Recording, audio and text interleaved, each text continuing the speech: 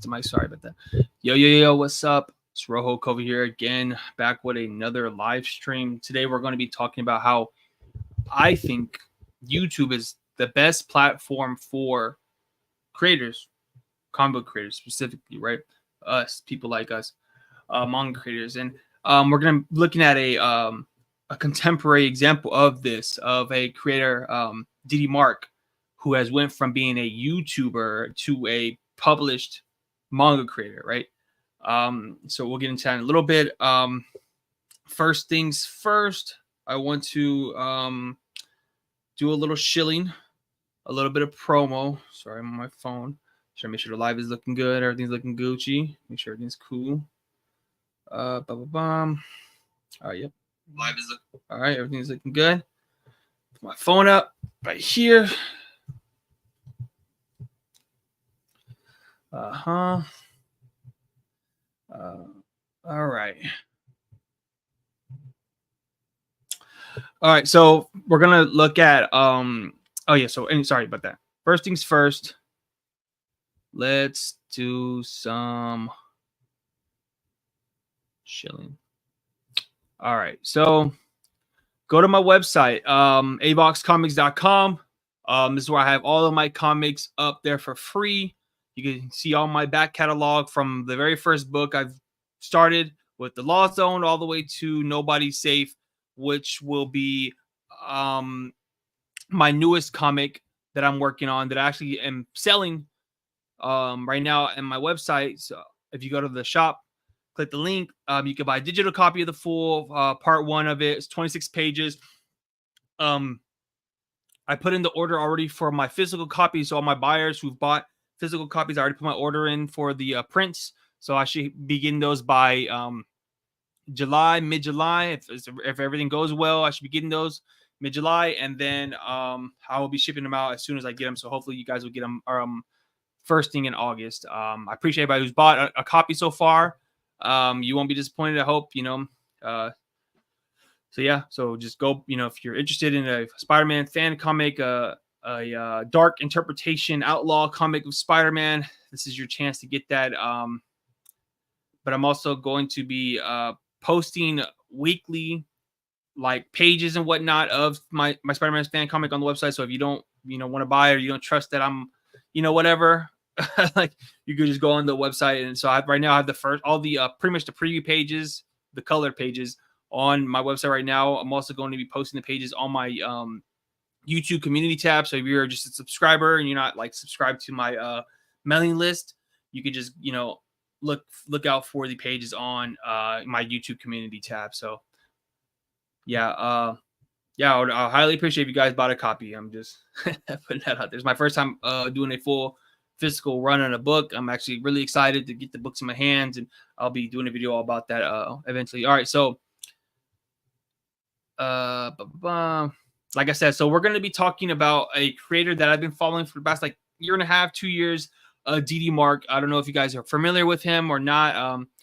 He's kind of popular for the most part, at least in like the indie manga space. He got really popular off of a webtoon called Ruthless Render, which he posted on the Manga Plus app, which is like it's like Shonen or Kodansha, I think, or Medibang. I don't remember who a company funds it or like runs the app, but it's like an app where you can read manga, but also they have a tab on there where you could post your own manga on their webcomic, whatever. So it's kind of like webtoons, but it's more orientated towards like traditional manga style comics, manga, whatever, right? So he was like probably one of the first people on there when it first launched, and he posted his series Ruthless Render. So Ruthless Render pretty much went viral on that website, and he ended up like, when I would say it goes viral, he has like millions of views on the manga. So this is Ruthless Render right here, and he actually got to deal with Dark Horse, and they are pretty much going to print the physical copies of Ruthless Render. I think he's about like 12 chapters in so far of the manga, and like I say, he is the most popular creator on that platform, like fundamentally the most popular person on there. Like every time he drops a chapter, he gets like 100K in no time. So he has the first volume of Ruthless Render, I think, coming out into the fourth quarter of this year, and then subsequently after that, I believe he just has, he has a deal with Dark Horse. So that's actually really, really awesome. Like, you know, and then now recently, he got published by Viz Media. So Viz Media just started a one-shot deal where they are like getting creators from like international creators from like America and all over, and they're like producing their manga and stuff like that for them and like putting it on the website and things of that nature. So here's like all a bunch of like just other manga. I haven't even looked at any of these, but DDMark was hit up by one of the former editors-in-chief of Kodansha, of his media, whatever, and he was able to get his own manga out there and with them, and he's been, you know, doing that. So that's also really fucking awesome. You know what I'm saying? Like, this is like in my mind, at least, it's a big deal. So this is the Giggle Fist, is like a kung fu manga. You know, I read it real quick for the first drop. I'm probably gonna reread it eventually, like, you know, get like a more in-depth read of the manga. But it's just great to see that he was able, DDMark was able to build his own platform and his own fan base on YouTube, right? Because he was on YouTube. Let's go to his channel, right? He has 60K views on YouTube, right? When I first subscribed to him, he probably had like 10, maybe. I don't even know, honestly, if I'm being honest, right? And he was able to pretty much curate all of his audience from YouTube to his manga, right? And this is something that's, in my mind, is fundamental. Oh shit! I got a hair in my chest, hair in my fucking throat. Sorry. Oh, excuse me. Sorry. Anyways, like I was saying, he was able to translate his audience on YouTube to his manga, right? Monetarily, I don't think he's gained anything yet. So, I mean, he's still young. He's around like my age. He might be a little bit younger than me. I'm 26, so I think he's probably like in the 24, 25 age range. He might be a little bit younger. But he was able to, like I said, curate this audience to his from YouTube to his manga. So it's like a rollover effect. So he was able to produce this channel, right, which he's pretty much went on hiatus from, I think, since he's so busy with being a actual manga creator now that he doesn't have time to just make videos. He puts like a video about every other month or something like that now, and still gets a relatively pretty good amount of views on his videos. You know, 10 11K, that's still pretty good for somebody with 60K views, right? And he wasn't posting anymore. But he like, so when he dropped this Ruthless Render, right? I remember him posting about it a little bit here and there, blah, blah, blah, when he was like a little bit more active and I guess had more time on his hands or whatever. And when he first dropped it, hit like 1 million probably in the first week, probably less than that, right? And then doing that and him doing like getting those numbers on his manga, it shows that he's able to market himself and has a audience that is built in to read his books, right? So that's why you can use like those numbers as leverage when it comes to getting published by these majors, right? Dark Horse, you know, they've been known to do like manga and anime, you know, manga stuff like for a long time. Dark Horse has always done manga shit, right? So it's like awesome to see that he was able to do that, especially with YouTube, right? I mean, he's pretty much he pretty much ran with the let me post this on my story real quick. He pretty much ran with like the white manga format, right? Whereas white manga, he like did the same thing where he sorry, let me put this on live right now. I forgot to post it on my story. Sorry guys. Real quick. Before I get back to my thought. So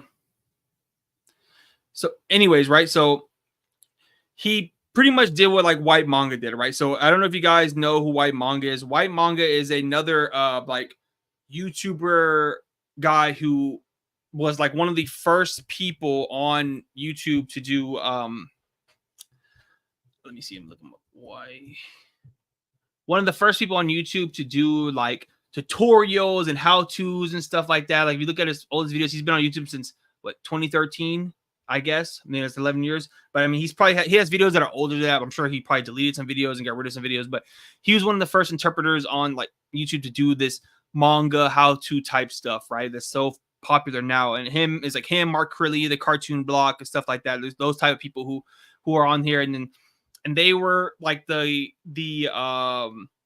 genesis of this style of how to, and specifically how to comic books, how to manga type stuff, right? And they use their popularity on these platforms in order to make sales and stuff like that. And White Manga is, like I say, he's been doing it for the last 11 years, right? And especially since like the popularity of YouTube has gained, he's definitely gained. I mean, he has 500,000 subscribers. He doesn't get that many views anymore because he isn't as active on YouTube anymore, because he is a published author as well, right? He has a book deal with I think it's Quattro or some shit like that. I actually have some of his books. Let me show you guys.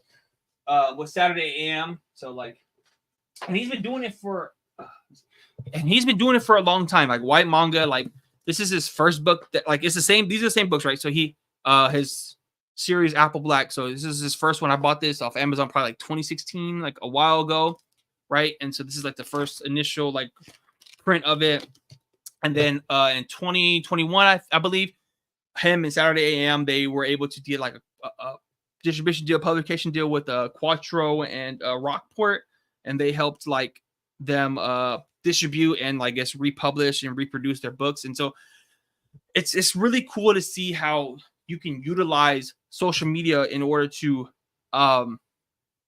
get garnish an audience and then get this audience to your manga or your comics or whatever you're doing. I mean, people have done it all the time with their makeup brands, clothing brands, and stuff like that. And so it's awesome to see how you can do that with comics and stuff like that. Now, also like, excuse me, even like, sorry, that is a message.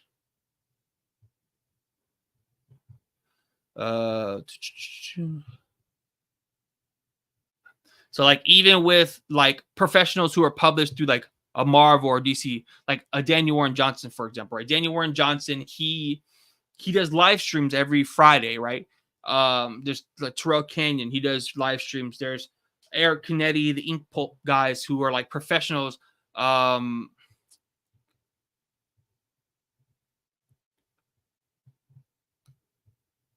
Like for people who are published through these major publications, they're still utilizing social media to their own advantage. They're utilizing these platforms in order to like bring an audience to them, whether it's just even if they're only getting a couple hundred views or like whatever.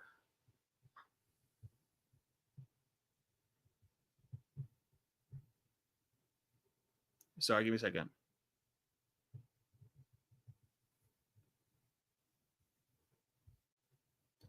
Fuck. Sorry. Anyways, he like these creators have used these platforms and utilize them to their advantage, right? Some people will be like, "Oh, you're just a content creator, not a real artist." Da da da. People who are just lames and losers, haters, people who don't know how to utilize these platforms for their own advantage, right? Instagram is pretty much the new portfolio, the new website at this point, right?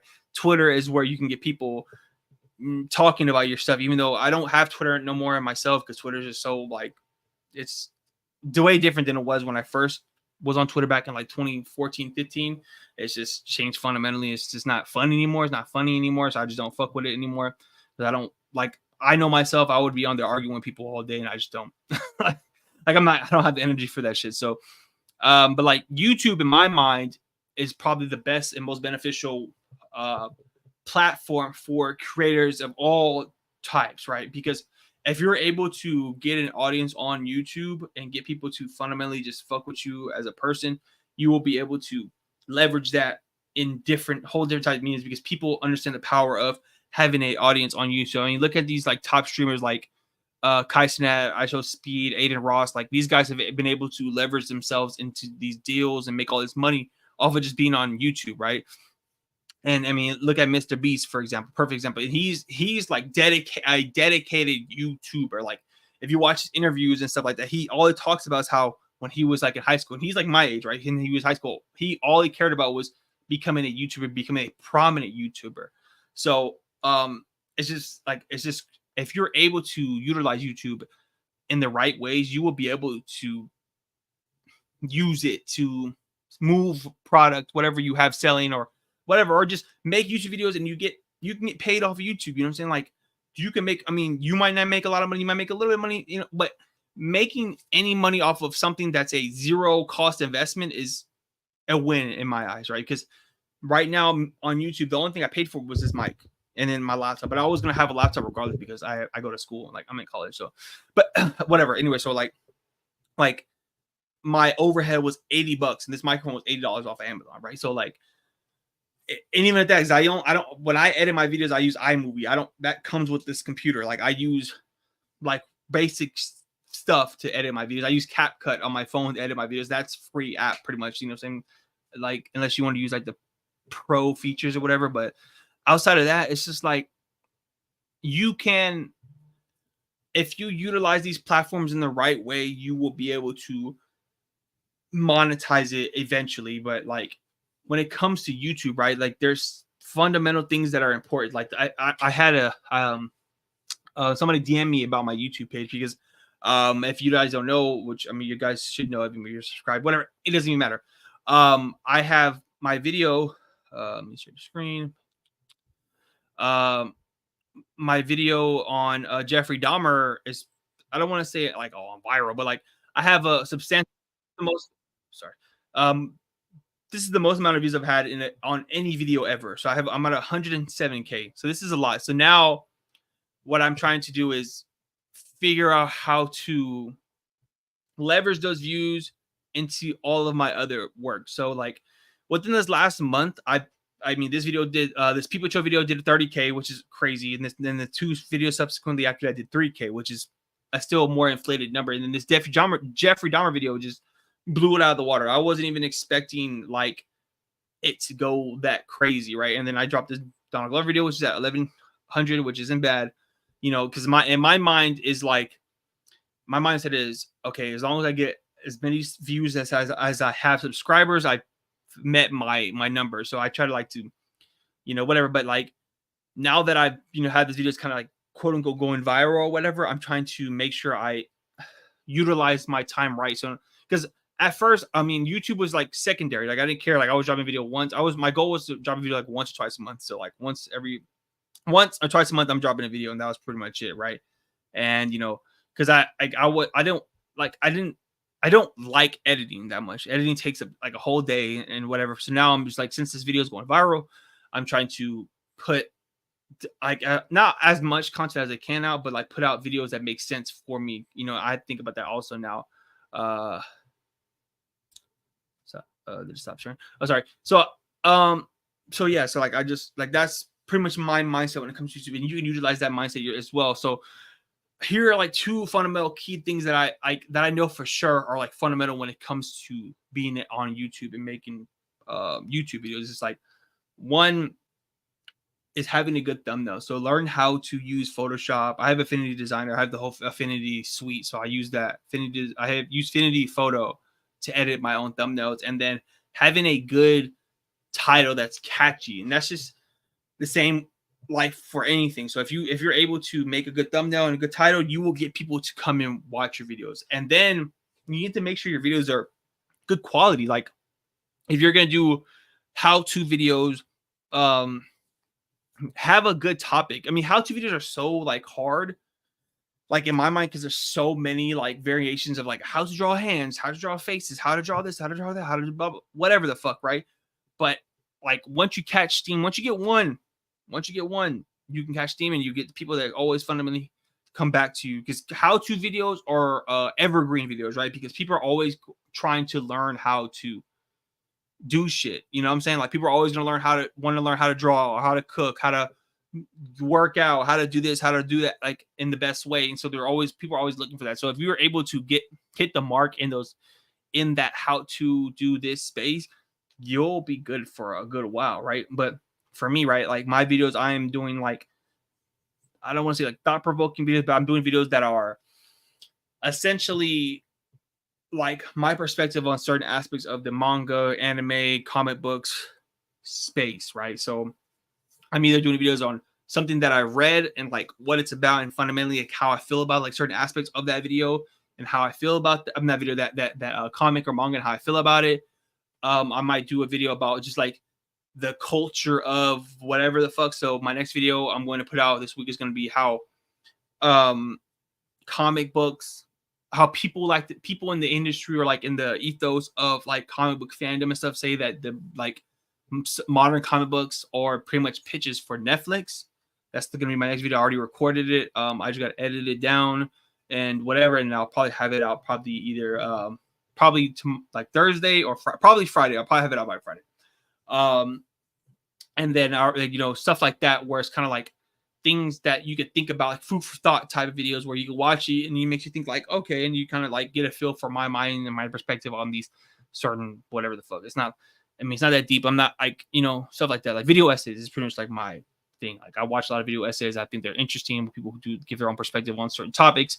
And I like manga, I like anime, I like comic books, I like, you know, movies and stuff like this. So I kind of want to keep my channel in that vein. So that's what I kind of keep for. That's another important thing, right? Whenever people do YouTube, you need to keep your channel in the same realm of stuff. I see a lot of people who do YouTube videos where like one video is a how-to video, and the next video is like a vlog, and then video after that is some other bullshit. And it's like people subscribe to you for a specific type of thing, right? You don't go to Cartoon Network to watch food cooking shows, right? You weren't going to MTV to watch like the daily news type stuff. So you have to, like, it's called a channel for a reason, right? Like you got to think about that. Channel is like a TV channel. So when people come to Kova's Lookout, they're going to see a video about a specific topic that is related to comic books, anime, manga, or maybe movies, you know, so, or like something like that, right? When you go to like whoever the fuck, I mean, like I watch like a lot of sports channels, right? So like I go to I don't know if you guys know who Gilbert Arenas is. He used to play for, he was a point guard for the Wizards a long time ago. He has a channel called Gil's Arena where he does a show Monday through Thursday and he talks about basketball stuff, right? And so when I go to this channel, I expect to watch a video, or I want to watch his videos that are pertaining to basketball related things. So whenever he does do a video that might be something different, because sometimes he does videos where he plays video games, right? And I don't care about video games, so I don't watch his videos when he talks about his video games, or he live streams playing video games, right? That's just because I'm not there for that. Like, but some people are there. Some people are there. Some people are just subscribed to your. Some people will just subscribe to your channel for you, and that's the people who you really want to target, right? So, like, even right now, like the reason I do these live streams outside of just because it's fun, it's interesting, and like I want to talk. Like I use these live streams as a way to talk about topics that I don't want to make whole videos about. I can just ramble on and don't have to edit it and just, you know, talk to the chat. Like Rodney, I appreciate you for being in the chat and fucking with me right now. I appreciate you, dude. But and, you know, stuff like that. So when I see like this today, I have 4. Right now I have 4 people. I'm really only have 3 because one of them is me, because I have my phone right here looking at the stream. But so like when you figure out like your audience and people who really collectively fuck with you just for you, then that's when you can go and translate that into, okay, I'm gonna start selling a t-shirt, I'm gonna start selling music, I'm gonna start selling whatever the fuck. So me, I'm selling a comic book. I don't know how many people have from my YouTube bought my comics. I only got like 6 sales maybe in this last week, in the first week, which is cool for me because last year I made nothing. I mean, I wasn't selling any comics. I was giving for free. And so now, you know, to be able to see me progressively make a little bit of money off of selling this comic is cool. You know, that's just my perspective on it, right? But like I say, even like with that, right? Because when I was talking about momentum and like how now that my video, the Jeffrey Dahmer, is getting like over 100K views, now it's like, okay, I'm gonna hit it while the iron's hot. And I wasn't initially going to sell Nobody Safe, but now I'm like, all right, I was going to, but like later on, but now I was like, all right, I'm going to just do it now and see what I can get out of it. And you know, I saw what I got, and that's just a result. It's just trial and error, see what you can do, because the internet and the algorithms and all that stuff is so like you don't know, you know what I'm saying? Like, but like all this to say, this long ramble on that I'm just speaking about just random shit, is to say that if you're able to utilize a social media platform for your own benefit, you will be able to succeed in today's day and age. People will try to downplay you and act like you're wasting your time, or say that you're not focusing on what's important or whatever. But if you are actually committed to your craft, I mean, making videos is a skill. Editing videos is a skill. Learning how to make thumbnails is a skill. Learning how to make a captivating and capturing title is a skill. And that can translate to multiple things. So like with comic books, and I talked about this in an interview with Brian Moss. If you go to the K-Fam channel, I talked about this with him a little bit, where that my YouTube skills, like learning how to make a thumbnail and a catchy title, can translate to me now when I make my comics, the cover page itself, right? I can learn how to, I know, or at least I can have a good idea, right, of what people are drawn to when it comes to cover art, and like what titles will catch somebody's eye. Even with my own stuff, what comics that I like will try and just check out because it's like, okay, that looks interesting. Let me see what it looks like on the inside. And then it's like the title and the thumbnail are the hook, and it was going to get the people in. The content inside of the video, inside of your comic, the pages, the interior pages, was going to keep people from, watching or whatever. So yeah, that's just food for thought to think about whenever, if you are thinking about doing YouTube, or even with Instagram, right? Instagram is a whole nother thing that I still haven't figured out myself, right? I have an Instagram. If you guys want to subscribe, I'll put the links in the description of this video, whatever. But Instagram is something I still haven't fundamentally understood. I mean, I would do reels. I've done, posting, doing story posts. I think, personally, I feel like story posts is probably the most practical, easy, like low, like doesn't take that much time to do a story post. It's the most engaging because like it's the same thing as doing like a live. So people who watch your stories are people who fundamentally just, I guess, generally kind of fuck with you, whatever. I don't know, but whatever. Like it's easy. It's a way to gauge certain things. You know what I'm saying? Like whatever. But back to whatever, right? So like I said, there's contemporary examples of this actually working with a DDMark, right? Like, what I'm saying? He was able to leverage his YouTube in order to excuse me, in order to get, a book with Viz Media, in order to get a publishing deal with a dark horse, right? And some people, they'll work their asses off trying to send off like portfolios and all this other shit, but if you don't really like learn how to market yourself, especially in today's day and age, when I like this face is super cool, but in today's day and age when there's so many different avenues to get yourself out there, you should utilize them to your most, your best ability. And I feel like that's a real issue when it comes to like comic book, manga creators in general, where they don't want to do that extra work, right? If you do that extra work, you would be extra rewarded in the long run. That's just kind of my philosophy in it, right? But yeah, man, I mean, DDMark is super cool to see somebody who I've been watching for the last 2-3 years actually, get to a point where a lot of people want to get, what I'm saying? Where there's a lot of people on the internet who cry and complain, say things are unfair or blah, blah, blah, whatever the fuck. He actually is doing what most people dreamed of doing, what I'm saying? And especially with the, it's just a, cool, manga, right? It doesn't have to be like some like Alan Moore type shit or whatever. Like it doesn't have to be the fucking greatest thing of all time, but it's just stepping stones to eventually, I'm sure he will have a grandiose Opus Maximus type, Opus Maximus. I'm sorry, I'm tongue twisting shit.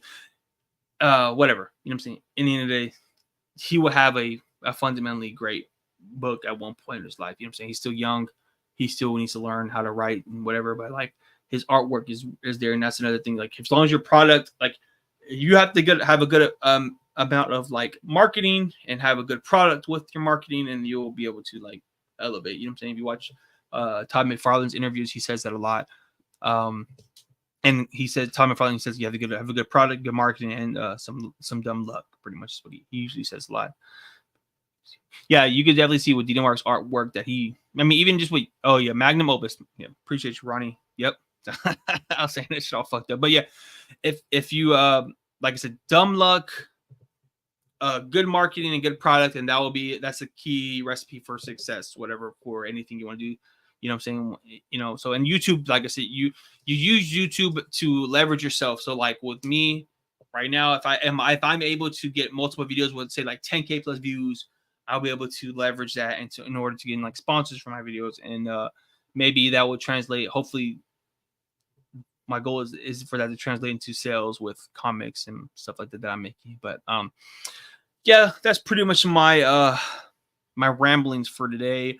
I'm gonna work on a page real quick for a little bit. If you guys want to stick around and watch me draw, and you can just chop it up about whatever the fuck y'all want to talk about, or I don't care. So yeah, let me.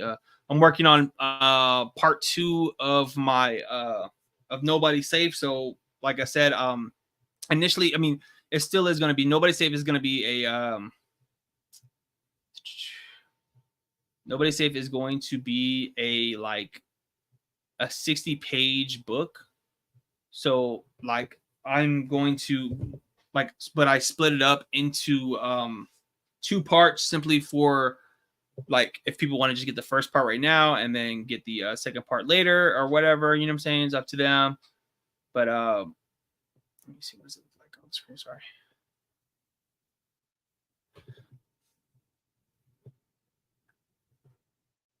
Hey man, I appreciate that, man. Just meant to I mean, I guess if that's let me show you guys some of the new pages that I got going on. So second part of Nobody's Safe is going to be with Lady Pool and my Spider-Man character showing up and getting down the first couple pages. And I take a sip of my drink real quick. Fucking throat's getting dry. My pillow. See, if comic artists would just draw like I do, which is I lean back in my chair, put a pillow on my little drawing pad, my knees up, and then you don't have to worry about having no what's it called, back issues, because I don't lean over. I'm too big to be doing that shit. I don't lean over on my desk. But yeah, here's some of the pages I've been working on this last like week and a half, or like 2 weeks. So you know, this Lady Pool, you know, some other cool shit. You know what I'm saying? It's working on it. I kind of see like a Deadpool, like as like a gag. My shit's frozen. Fuck. God damn it. Give me a second. The fuck, man. My iPad's frozen. Sorry about that. I don't know what the fuck's going on, but I don't know why I did that. Open. All right. All right, cool. Yeah, so I always see Deadpool as like kind of like a gag character. He's not really like super serious. He was one of my favorite characters back when I was little, and then once the movie came out, I feel like the hype train kind of got caught on him, and I was kind of like over him. I mean, I love the movies just still even to this day. I feel like the movies are a like perfect representation of like Deadpool and who he is as a character. But you know, whatever. So I chose to go with Lady Pool for this one just because I was like, it's part of the plot. You know, if you go buy a copy, you'll kind of understand what I'm talking about. But so yeah, here's just some of the pages I've been working on. Getting the exclusive. Rodney, you're getting the exclusive right now, my boy.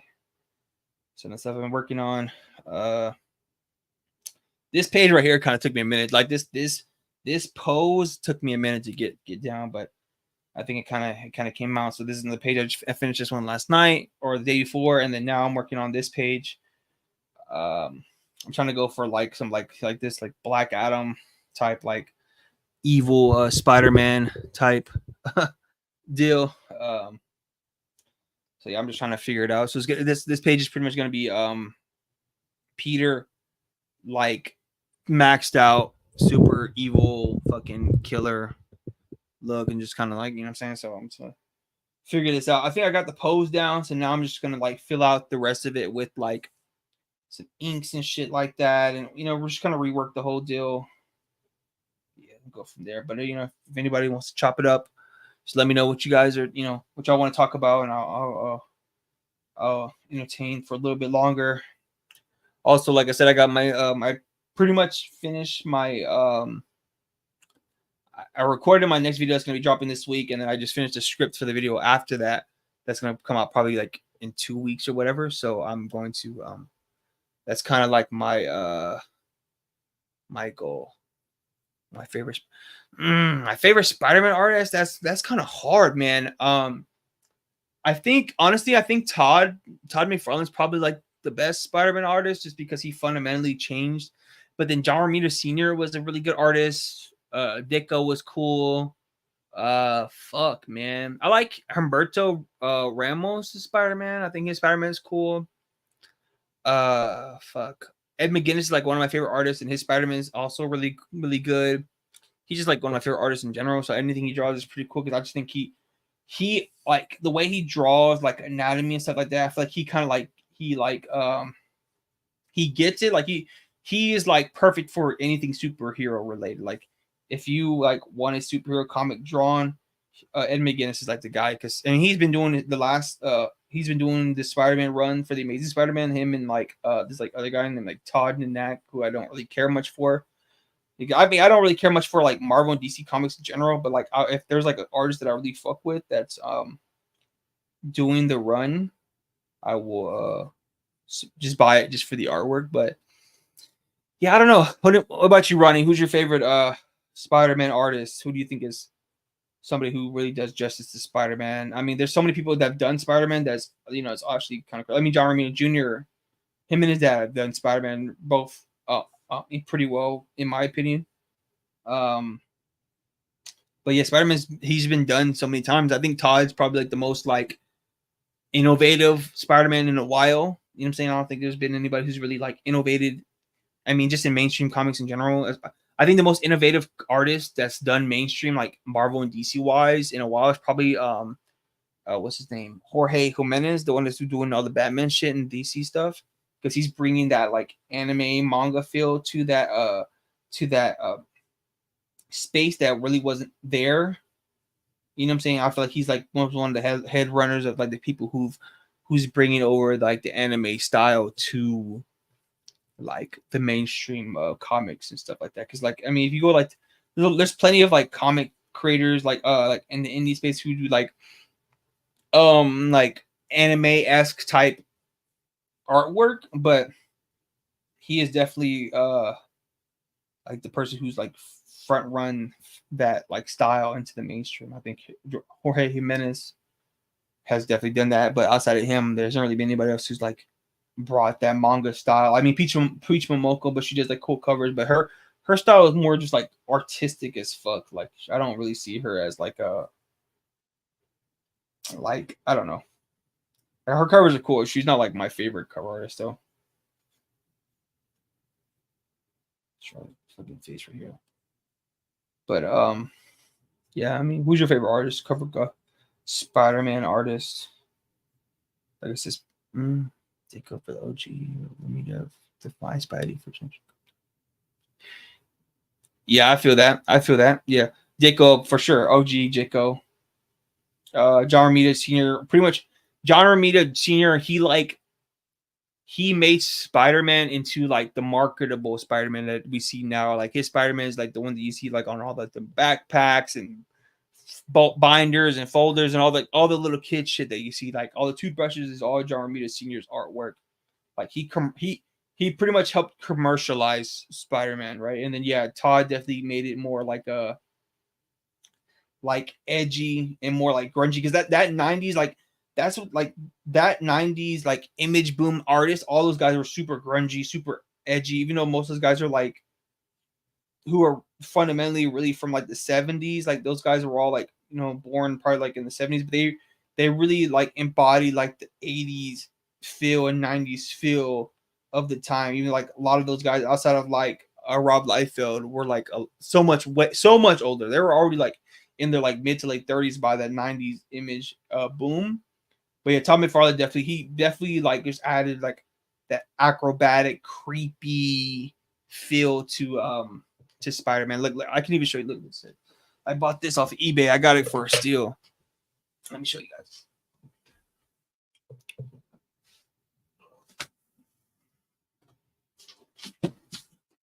I got this big ass Todd McFarlane. He did like a IBW like Spider-Man fucking thing, and I bought it off eBay. It's just this shit goes for like $150. I got it for $80 off eBay, so it's pretty cool. I mean, I've gone through it a few times and just like, you know, it has like the raw prints of like all of his like Spider-Man and Amazing Spider-Man run, so it's a pretty cool book. It's just awkward to like look through because it's so fucking big. It's just like ridiculous. But it's just cool to look at. Like Todd McFarlane's artwork is super cool. It's the vault edition of Todd McFarlane's like stuff, the raw scans, stuff like that. Ross, Andrew. I don't know who Ross Andrews is. I gotta look him up. I know who Carr Andrews is. Yeah, he just did the Spider-Man. He did the Spider-Man Rain shit. What's going on with this thing? Why is my iPad doing? Whatever. Yeah, Carr Andrews. I just picked up Spider-Man Rain #2. He did that. Why is my dude? That's annoying. Give me a second, man. I'm so fucking stupid with this kind of shit. All right, I need to open this back up.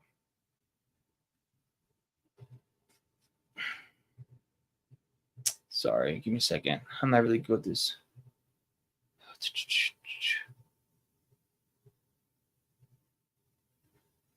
All right. Okay, the Punisher. Check him out, bro. Yeah, I'll check him out. Check him out, man. I haven't really read that much Punisher, honestly. I was trying to get into what's that fool's name? The dude that did Preacher. I was trying to get into his Punisher run, Garth Ennis. But I haven't really read it. I haven't read too much Punisher. I need to get into it. I like Garth Ennis though. Garth Ennis is a good writer. Shit. But yeah, Spider-Man is a dope character. I fuck with actually, you know, it's crazy. So there's the new Miles book that just came out, and I was looking. I don't remember how I came across it, but I found like the artist of the new run on there. And I was like, damn, the artist on the new Miles Morales run is actually fucking fire. So I'm gonna check that out. I'm probably gonna buy the trade of the new Miles shit that's been coming out this last year, because the artist he's like the same as like Jorge Jimenez, where he's like anime out, like manga style type shit with his like Miles shit. It looks really, really good. Like the artwork is actually really, really good. I don't know. I forgot the artist's name, but it looks really good. Like I'm gonna give it a little look. Once I get some bread, or not even once I get some bread. Once I feel like buying this shit, I'll buy the trade for the new Miles book. But yeah.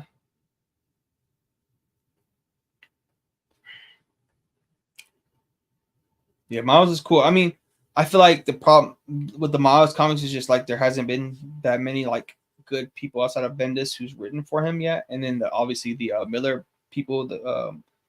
I don't know if they're brothers. The people who did the Miles movies and shit like that. So once he gets like a really good run, a comic run, I think he'll be more cemented as a comic book creator, or maybe he won't be. I don't know. But yeah, like the new run that just came out, the 2021. 2022, I think it just came out 23. I don't remember what the one that just revamped his shit. It looks really good. Like the artist looks really good. I don't know about the writing. I'm gonna be honest with you, when it comes to Marvel and DC, I don't really care much for the writing.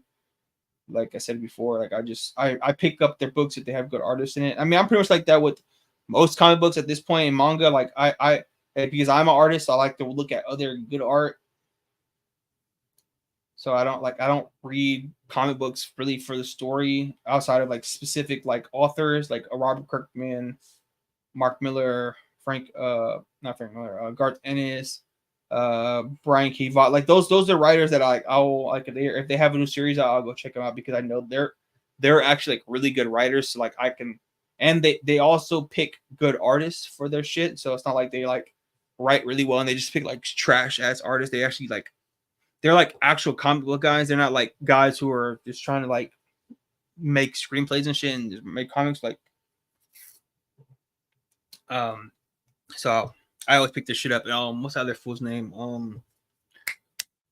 He's with Ghost Machine right now. Jeff Johns. He's another good writer. I like him too.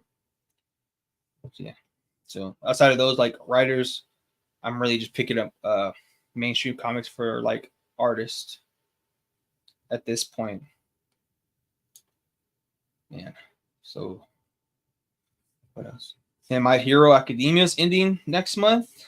It's crazy. I'm actually excited because now I can actually like, I'm actually gonna binge read that shit. Because I'm like I'm probably like 100 chapters or so behind on it. Like I was caught up, and then I kind of fell off reading it, and then and when it comes to like manga series, especially like the ones that come out like weekly, bi-weekly, it's like once you're behind on the shit, you're just like, all right, I'm just might as well wait. Like that's why I haven't read or watched One Piece, because it's so fucking long. It's like intimidating to even like get into that shit, because what the fuck? Like, why am I gonna get into One Piece 1,000 chapters behind? Like I read the first 100 chapters and then I was like, bro, fuck that. I'm not doing that shit.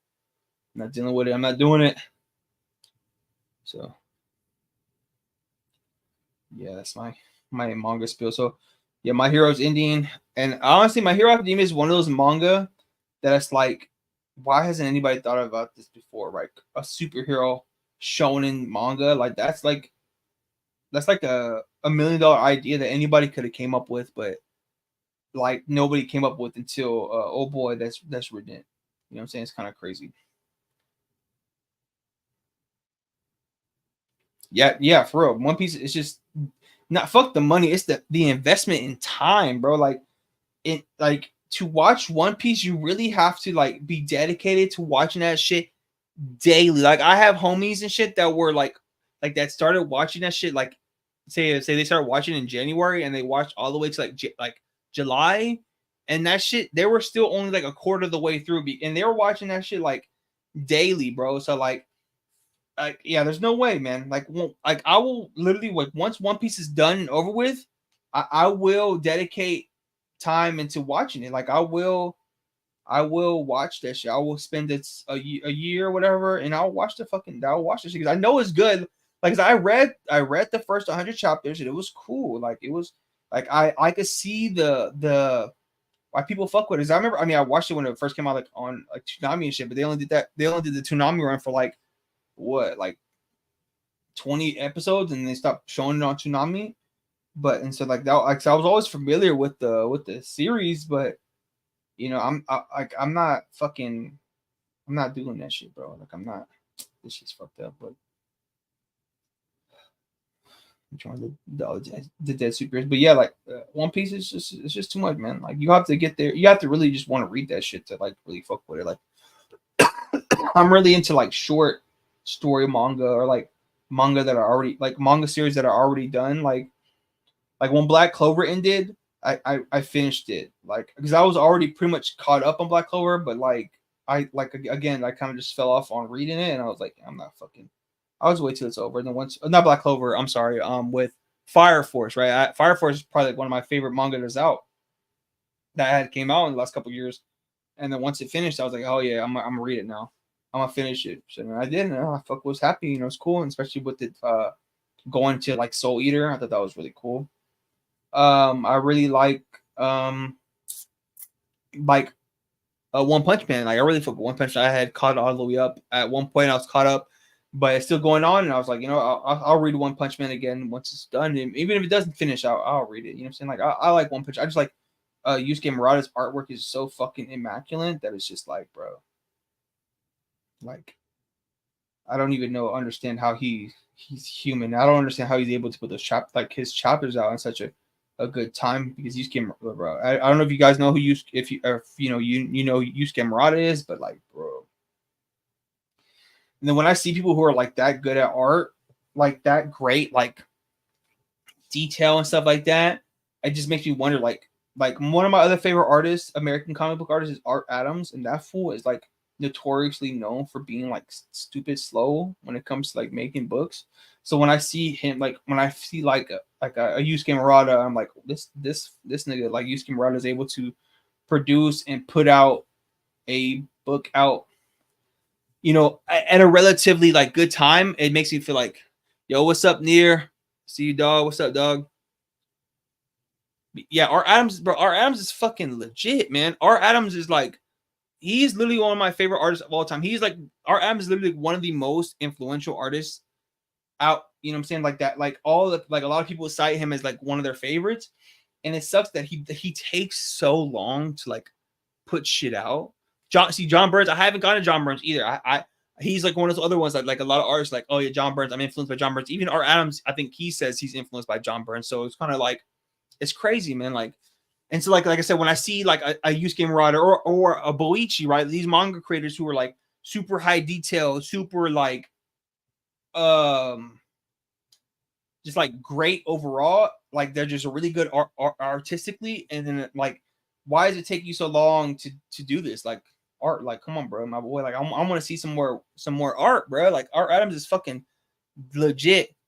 Neal Adams is cool. So I have a funny story about Neal Adams. So when I was because I'm from San Antonio, Texas, right? I don't live there no more, but when I was growing up, I'm from there. So they used to have this convention out there called Alamo City Comic Con, which is like one of the biggest it was like a huge convention at the time. They used to do in like this big ass, it was called the Henry B.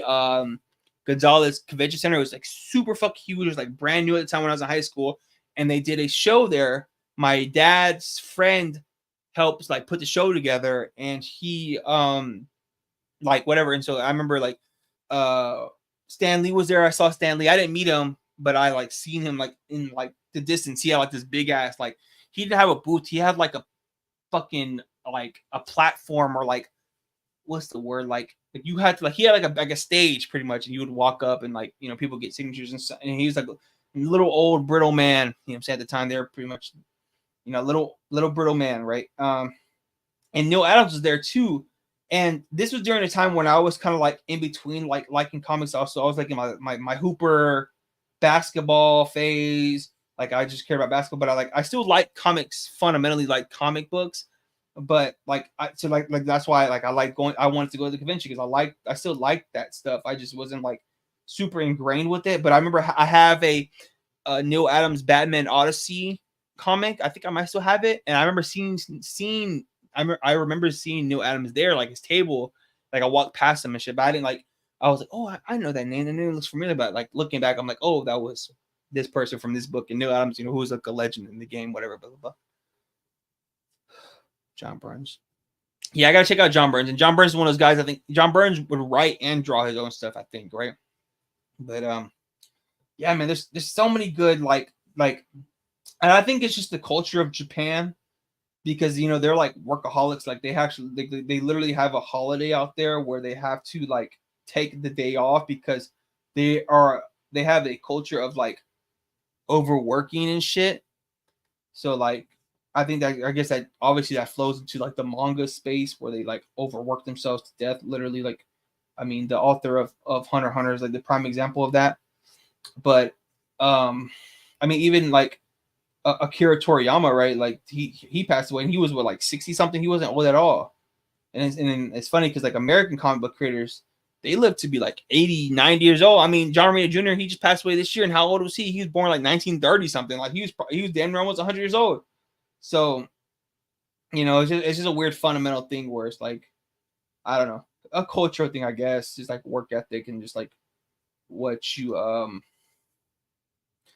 put into it, what you put, when you know, take out of it and stuff like that, you know.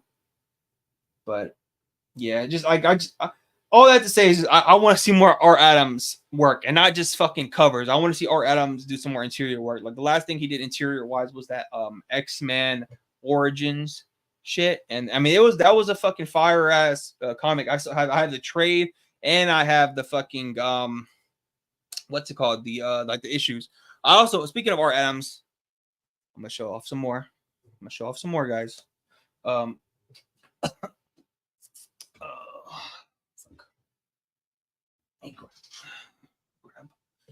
Let me show you guys something cool I got off of Kickstarter. So let me show you guys. So I got this book also. So Art Adams, he did a Kickstarter with Flesh, whatever the fuck this publication who does like a lot of like books for like artists to like. And so this is another cool book that I got. I've been looking at this shit. Like I look at it off and on every once in a while. It has just like all of like arts like work that he's done like from Marvel, DC, and then just in general, like, you know, Art Adams is like really like good at drawing monsters. Like he's like known for like drawing his monsters and drawing females really well. So he draws probably like one of the like the prettiest like females, like, you know what I'm saying. But yes, this is a cool book that I have. I got off of Kickstarter. Pretty It was pretty cool. I'm the next one I'm waiting on is my Warren Johnson art book that should be coming probably end of this year, and I have a David Finch one I think coming the end of this year as well. I also have this from Art Adams. It's like his like Marvel puts out these they're called monographs of like all of like their artists. I have one for Art Adams also. It's like all this work he did for X-Men and shit like that, which is cool because like a lot like Art Adams, he like his art style, like Art Adams, his style changed so much from like when he first started doing X-Men, like back in the day, like like the X-Men anthology books, not anthology, like the annuals, to like now. It's actually crazy. Yeah. Jack Kirby was on that mangaka shit. Like Jack Kirby was literally like the first mangaka. Jack Kirby was that nigga. Jack Kirby was busting out like multiple books at a time, doing covers. Like he did like all the covers for all the initial like superhero books, like the first Spider-Man shits, the Iron Man, Fantastic Four. Like even I actually have some Jack Kirby Fantastic Four, and I buy that shit because I appreciate Jack Kirby for so like he's fire. Like Jack Kirby's artwork still holds up today. If he was still alive today, or like if he was reborn and a motherfucker was doing his style holds up to this day because it's still fire as fuck. Like, but yeah, some guys are just slow, and also I don't even think it's just slow. I think monetarily it's just more beneficial for them just to do covers. Like look at Scotty Young, right? Scotty Young, you know, he does interiors, he used to do interiors and shit like that, but like it's in my mind, I feel like he probably gets paid the same amount or if not more for just doing his variant covers. Like he literally had like I just bought this shit the other day, like I'm a Spider-Man Rain, and he on the shelf, Scotty Young, he has probably 10 covers coming out weekly, if not more often than that. Like, and I guess Scotty Young probably gets paid way more now. I mean, now by doing just those little comic book, like not comic book, like the little cartoony covers than he ever did doing his interior pages and stuff like that. And he still writes comics. So like he has 2 books that he has in circulation right now that he's writing. Like there's like a cowboy book, and then he has the I Hate Fairyland book out right now, and then he does all those covers. Yo, what's up? Pizza time. Appreciate you stopping by. Me and my boy Ronnie King right now are having a chopping it up about just like comic book artists and stuff like that, and how we're annoyed that some comic book artists are slow and stuff. Jack Kirby, he was one of them ones, bro. It's so shitty how Jack Kirby he does not have like, and I talk about this in my next video, which is actually pretty funny that we're talking about Jack Kirby. But it just sucks that Jack did not get the recognition that he deserved. He's like, you know, when people say it's your favorite rapper, like MF Doom is your favorite rapper, right?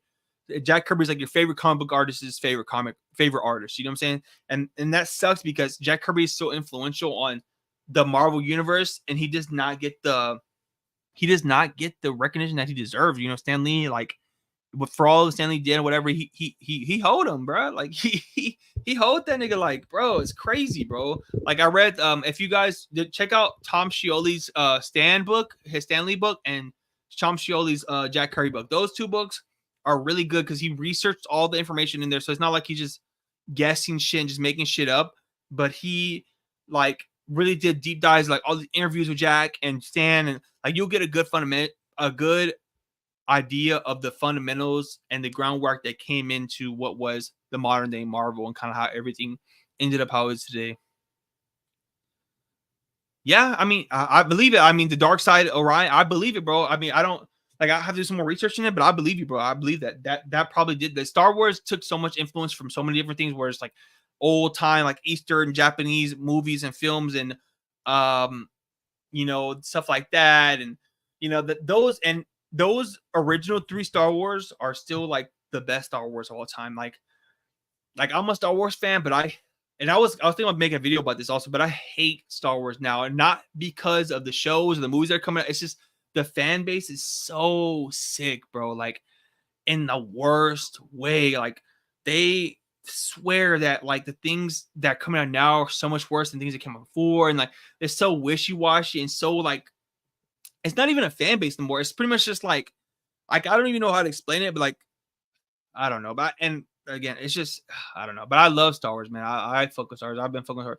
And like A New Hope, Return of the Jedi, and what's the other one?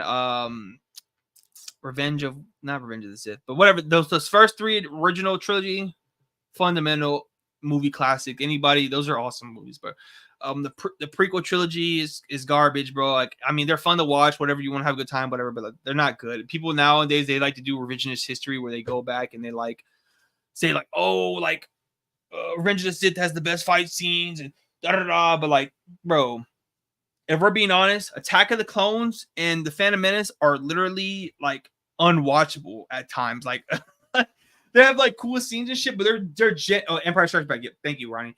But like those movies are fundamentally garbage. Revenge of the Sith is okay, but all three of those movies are fundamentally they're good world building movies. They kind of like, you know, give you the good idea of like what the Jedi were, you know, during that time and how they fell, you know, stuff like that. If you really want to be like one of those people, but like, I'm sorry, but those movies suck, bro. Like I like Revenge of the Sith is my favorite one. That's literally straight nostalgia because I went to go see that movie in theaters. That was the first Star Wars movie I saw like for my own like two eyes as a kid, like, you know what I'm saying? But like, I mean, The Force Awakens is cool. I mean, those the sequel trilogy was whatever. Like, it was just like I can go on about Star Wars, bro. Like, Star Wars just honestly just pisses me off at this point. Like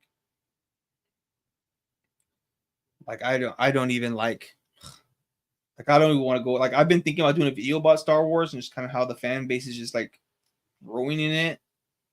But I honestly don't want to open that can of worms because like I just don't want to get those like all those comments of people just trying to defend shit and say a bunch of stupid shit, and it's just like, bro, I'm cool with that, bro.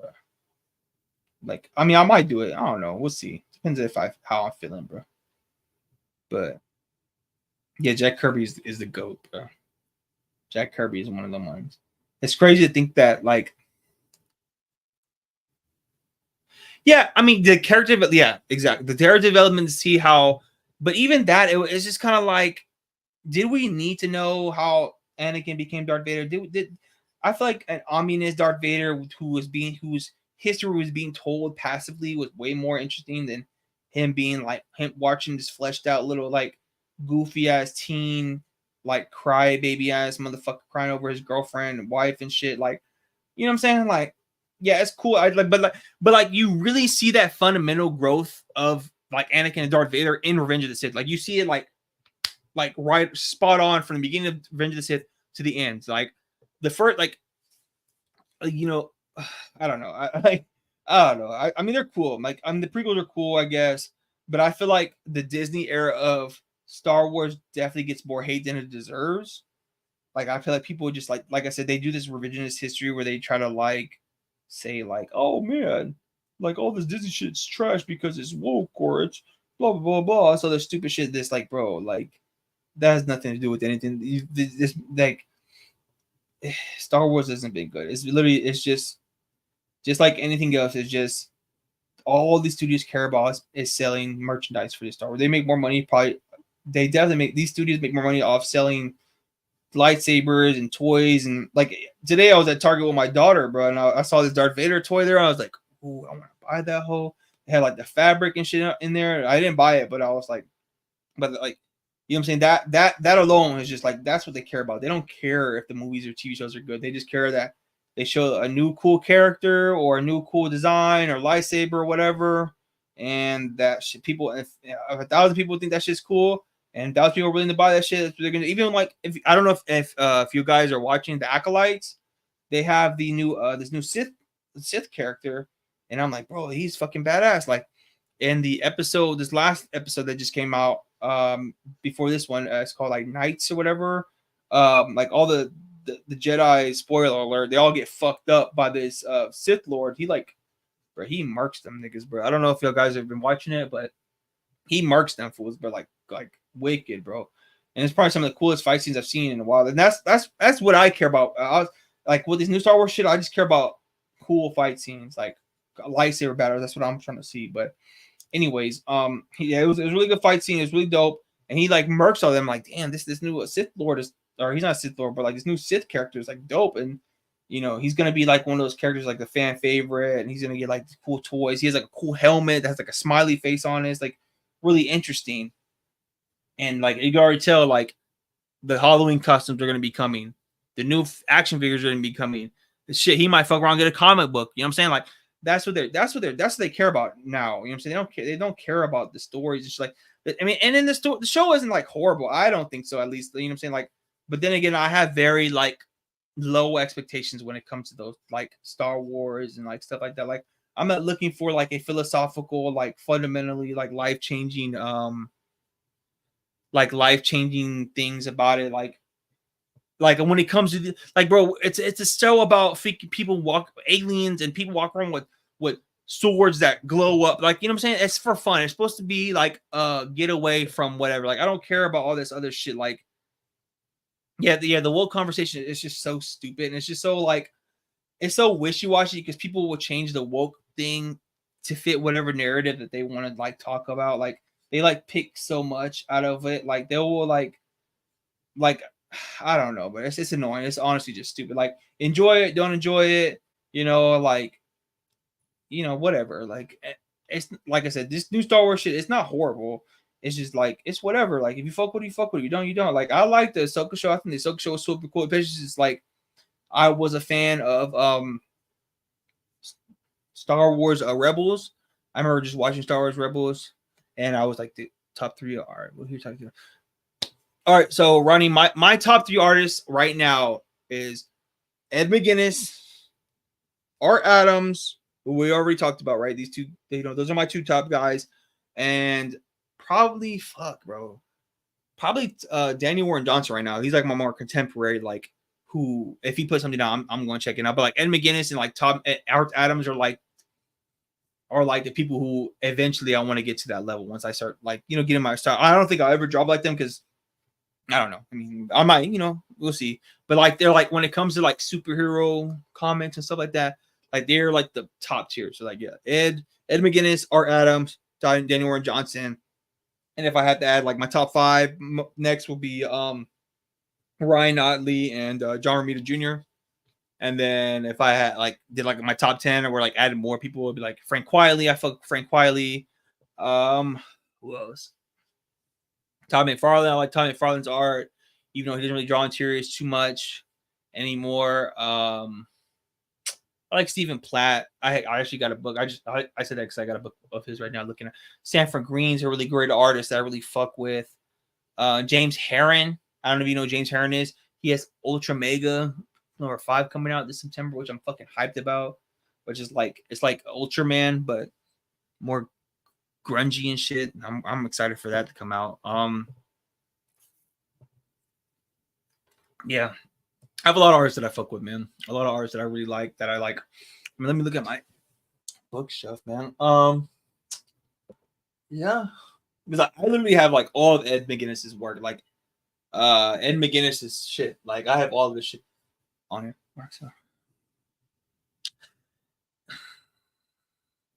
See, Mark Silvestri is cool. I like Mark Silvestri. I like his Darkness books and what's the other one? The girl one. But I never really got into him too much. I'm not gonna lie. I never really got into him. Honestly, I don't like Jim Lee. Like I don't like the artists that are in that vein of what's the word? Of like where their comic books look realistic. Like I don't like that. Like Alex Ross, David Finch, Jim Lee. Like I like their work when it comes to like cover art. Oh yeah, Witchblade. I like their work when it comes to like cover art, pinups and stuff like that because it looks really cool and like they like the characters. They make the superheroes look like models and shit like that, and they're like so fundamentally sound, but it's so boring and lifeless. Like for me, I like my comic books to be cartoony and animated and like super extra out. You know what I'm saying? I don't want to fucking look at a modeling book when I read my comic books. Like that's why I like Ed McGuinness so much. Because his shit is it's like the perfect balance of like super cartoony but also fundamentally sound. It's not like super overboard where it looks like Jeff Lemire or like you mentioned that I'm like what's the name from Bone and stuff like that. But yeah, Jim Lee, yeah. Jim Lee's X-Men shit was cool because he wasn't as like super like technical with his shit. But like Jim Lee now, like when he did that like Batman, All-Star Batman shit and all that stuff, bro, I don't fuck with that shit. Yeah, Image, yeah. I mean, Eric Larson, I fuck with Eric Larson. I like Eric Larson's shit. Eric Larson's super cool. Like he's like super cool, cartoony. Like Eric Larson and Todd McFarlane are probably like my favorite, like out of that. And Sam Keith. Oh man. Sam Keith is definitely in my top 10. Sam Keith was fire, bro. I fuck with Sam Keith. Yeah, but Jim Lee, I never really fucked Jim Lee. Like outside of like his X-Men shit, like I can look at his X-Men artwork, it looks cool because it was still like loose and not as like rigid and whatever. But Jim Lee though, I'll give it to him. He has some Jim Lee has some really good he has really good tutorials on YouTube. If you go like I watched a lot of his stuff because he really lays out like how to do shit in a very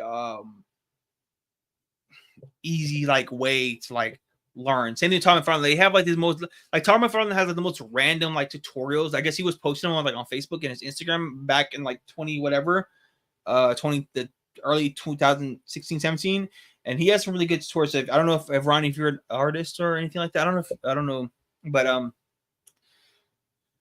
yeah, if you were like trying to learn how to draw, I would definitely watch their videos because they're good. They're good videos. Disappeared. But yeah, Eric Markson, I like cartoony comic book artists. Those are like my favorites. Like I don't need like I don't want to read a comic book drawn by Da Vinci. You know what I'm saying? I want to read a comic book. I want to read a comic book that's a comic book that reminds me of cartoons and stuff like that. Like that's what I like about comic books. That's why I like manga so much because the style isn't too fundamentally like crazy. It's like it's just right. You know what I'm saying? Yeah, but people that like Jim Lee are like those people who grew up off Jim Lee. Like they like the X-Men Jim Lee. A lot of people like the X-Men Jim Lee. They don't care about Batman Jim Lee, Hush Jim Lee, All-Star Superman Jim Lee. They like X-Men. Like bruh, Jim Lee's living off the X-Men shit for the rest of his life. Same thing like Rob Liefeld living off like Deadpool and shit like that for the rest of his life and stuff like that. Like they're gonna be known for those X-Men and X-Force runs forever. But yeah, Jim Lee's cool, man. I fuck with Jim Lee. He's cool, I guess. I mean, whatever. I'm not like a huge fan. He's not like if I see like Jim Lee art, I'm like, oh, that's cool, I guess. But I'm not like I don't give a fuck. Like he's like I said, I like my art. I like my shit X like cartoony and stuff like that. My favorite.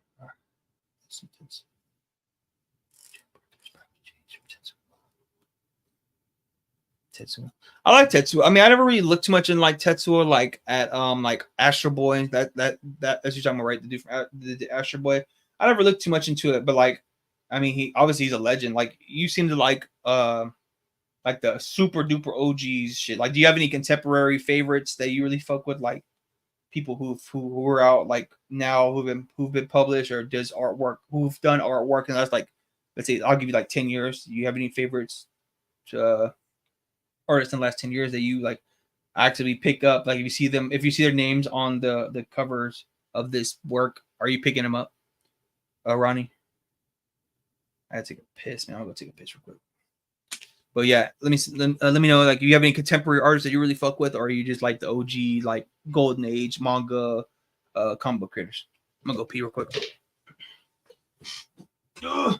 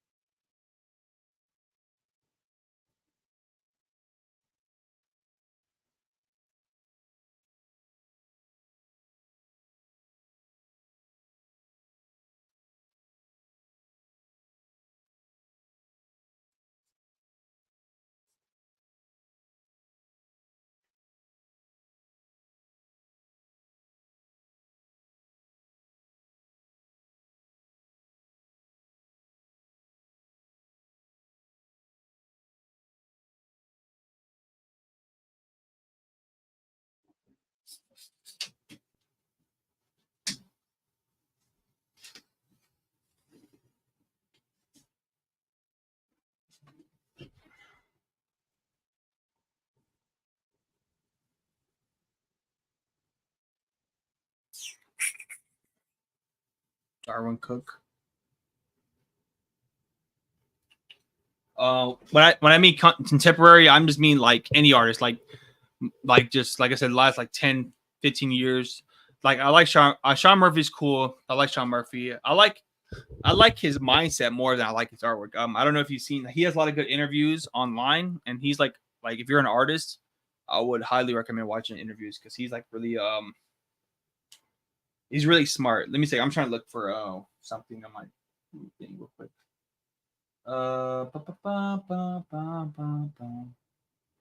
Where is that? I'm trying to find this fucking book.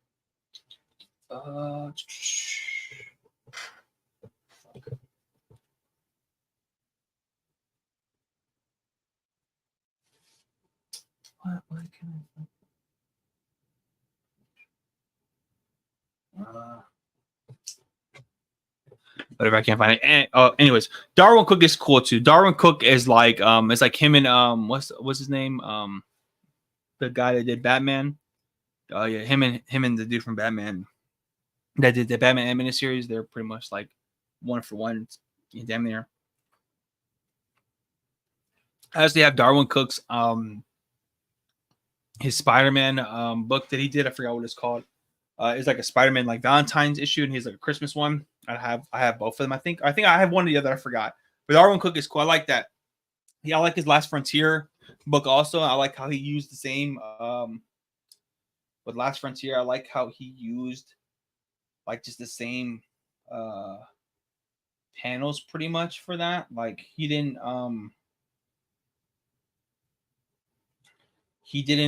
like change up the format for it. I thought that was pretty cool. I'm just laying some screen tones down because I can draw like that page is coming out kind of fucked up, so it's easier for me just to screen tone and chop it up with you guys.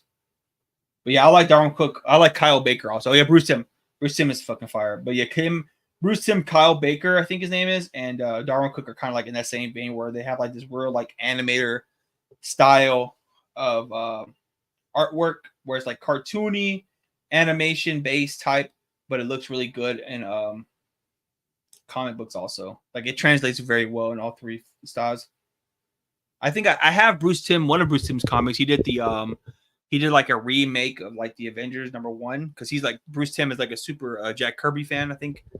So he redid the Avengers #1, and I have that. It's like Avengers. It's like Avengers in 1.5 or like 0.5 or some stupid shit like that, whatever. But yeah, Bruce Timm is fire. I fuck with Bruce Timm. I remember when I was little, I did a when I was like, I think it was like in high school or middle school. It was for sure middle school, not high school. But I did a comic books class, like drawing class, and the teacher was talking to us about Bruce Timm, and I thought that was really cool. And I always liked him. Like we like looked at like his art pages and shit like that, and it was really cool. The Bruce, like he had like a bunch of printouts of like Bruce Timm stuff, and I remember looking at that shit and thinking that was really cool.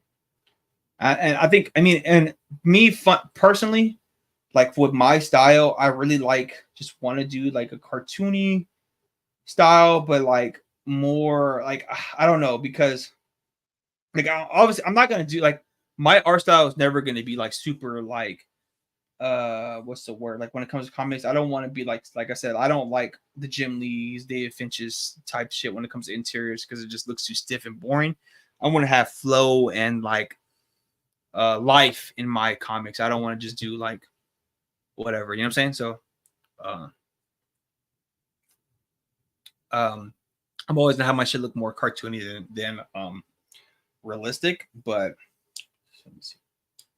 I'm gonna reference the old. So yeah, but yeah, Bruce Timm is fire. Darwyn Cooke is fire. Kyle Baker, I don't know if you know who Kyle Baker is, but he's fire also. He's like in that same realm of like cartoony artist. You know, one of my favorite cartoonists of all time, like comic book guys, Charles Schultz. I love Peanuts. That's like my favorite. Like the nostalgia hit every time like Peanuts Christmas comes out, like this Christmas Charlie Brown or Thanksgiving Charlie Brown comes on. It's all honestly just crazy. Like I still love I love that shit to this day. To this day. Yeah, I could fuck with some Peanuts forever, man.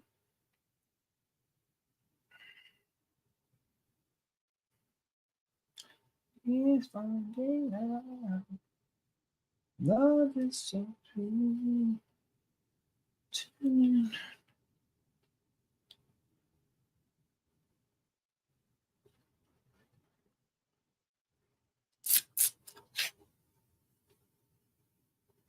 Yeah, realism just I just feel like realism just doesn't hit the same for it just doesn't hit the same for comic books, man. I don't know, man. Like I just feel like if you look at a page of like Bone, for example, like you brought up earlier, Ronnie, compared to like a page of like a David Finch's like Moon Knight, it evokes a different emotion, yes, but it's just not as fun, you know. That's just me though.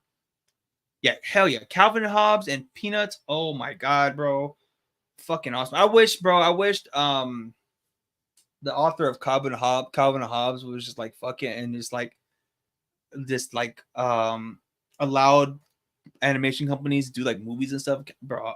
Imagine a Calvin and Hobbs animation, like a special, just one, bro, just one movie for us, for the fans, bro. That would be so fire. But I also respect his like artistic integrity and mean like fuck that. This isn't just some like corporate fucking bullshit like Star Wars. You're gonna make fucking toothbrushes out of fucking Calvin and Hobbs. Like this is my artistic expression. Like fuck off. So I can respect it, but me as like a selfish fan, I'm just like, bro, imagine that Calvin and Hobbs fucking going on like their like imaginary quest.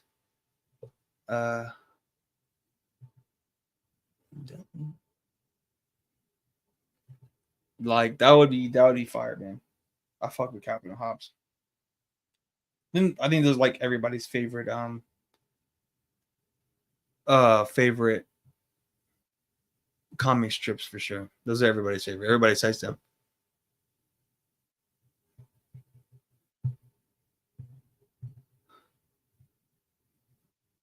But yeah, I don't know. I think that comic book like Cartoonist.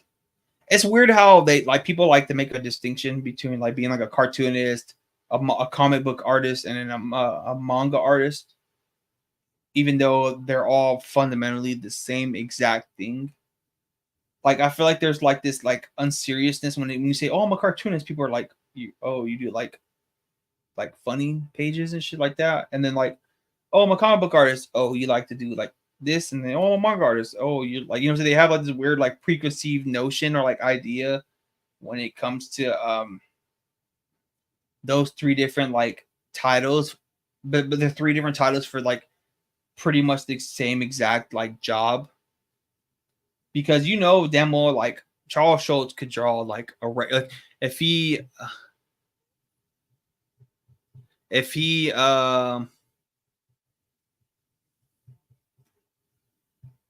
like if he wanted to draw like a serious comic book, he could. Like he for sure had like the artistic prowess to do so, but like it seems that there's like this weird like stigma or like idea behind the fact of like saying you're a cartoonist, because they like people automatically assume it's like, oh, you like to draw like the Peanuts, or you like to draw like Calvin Hobbs, or like what's that Buell Bradley or whatever the fuck, the Good Family, or, saying like one of those like comics. But it's like those artists from like back in the day who used to draw like the Disney cartoons, and it's like damn well they could draw really well. Like you have like it's a fundamental skill to be able to draw like those Disney characters and then draw them in such a real way, a good way. You know what I'm saying? I'm rambling on, guys. I don't know. I don't know. But what do you guys think, man? Why do you think that is? Why do you think there's just like this weird like stigma behind like random titles? You know what I'm saying? Even though they're all practically the same thing, right? Like there's no real distinction between like manga and comic books, American comic books, or anything like that outside of like cultural like things. Like manga obviously are more Japanese orientated when it comes to like cultural like understandings, and American comic books are the same thing. And then like what's the real distinction between like a comic strip artist and a comic book artist? You know what I'm saying? It's all the same thing.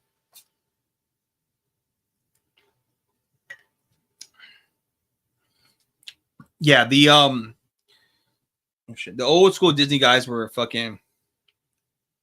They were something different, man. Yeah, the old school.